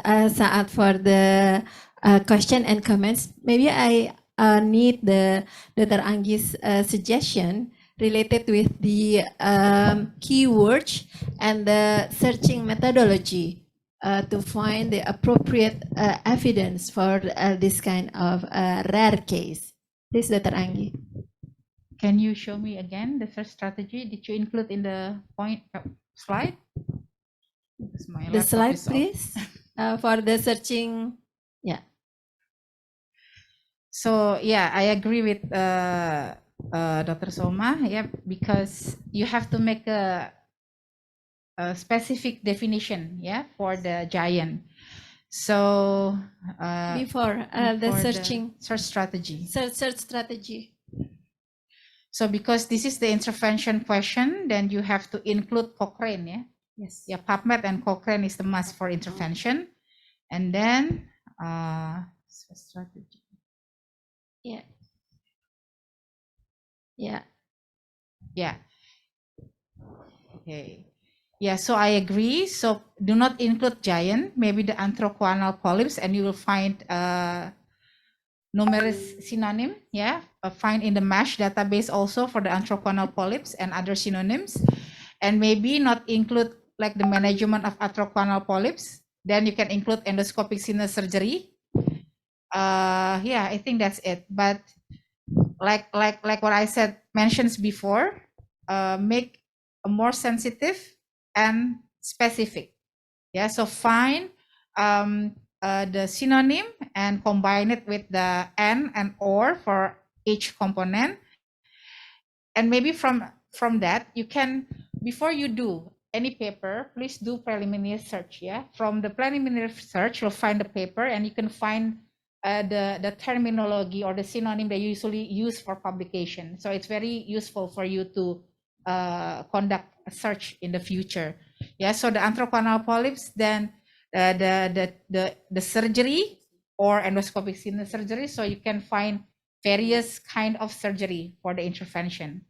Yeah, and then you will do manually based on the definitions that you use for the giant. Yeah, so don't limit on the giants for your search. Yeah, maybe that's Dr. Yeah, I think that's a valuable suggestion and recommendation, Dr. Fauzia, for your the next better searching strategy. Okay, can I ask if there is still any question to Dr. Fauzia? No? Okay. With this, I would like to thank Dr. Fauzia for presenting your rare and interesting case. And again, I would like to say thank to our judges here, Dr.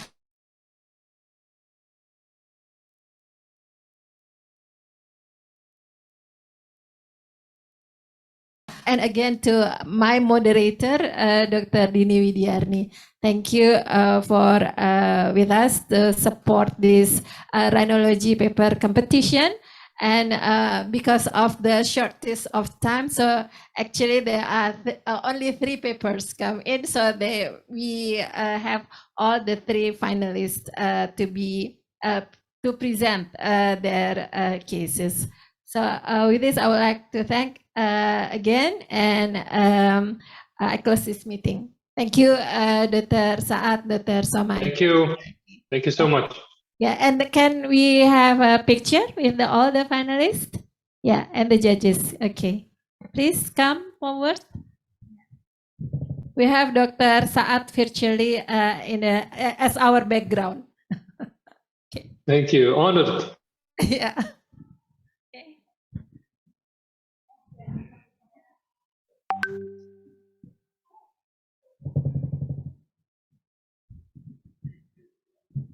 Dokter Saatnya bisa di itu show.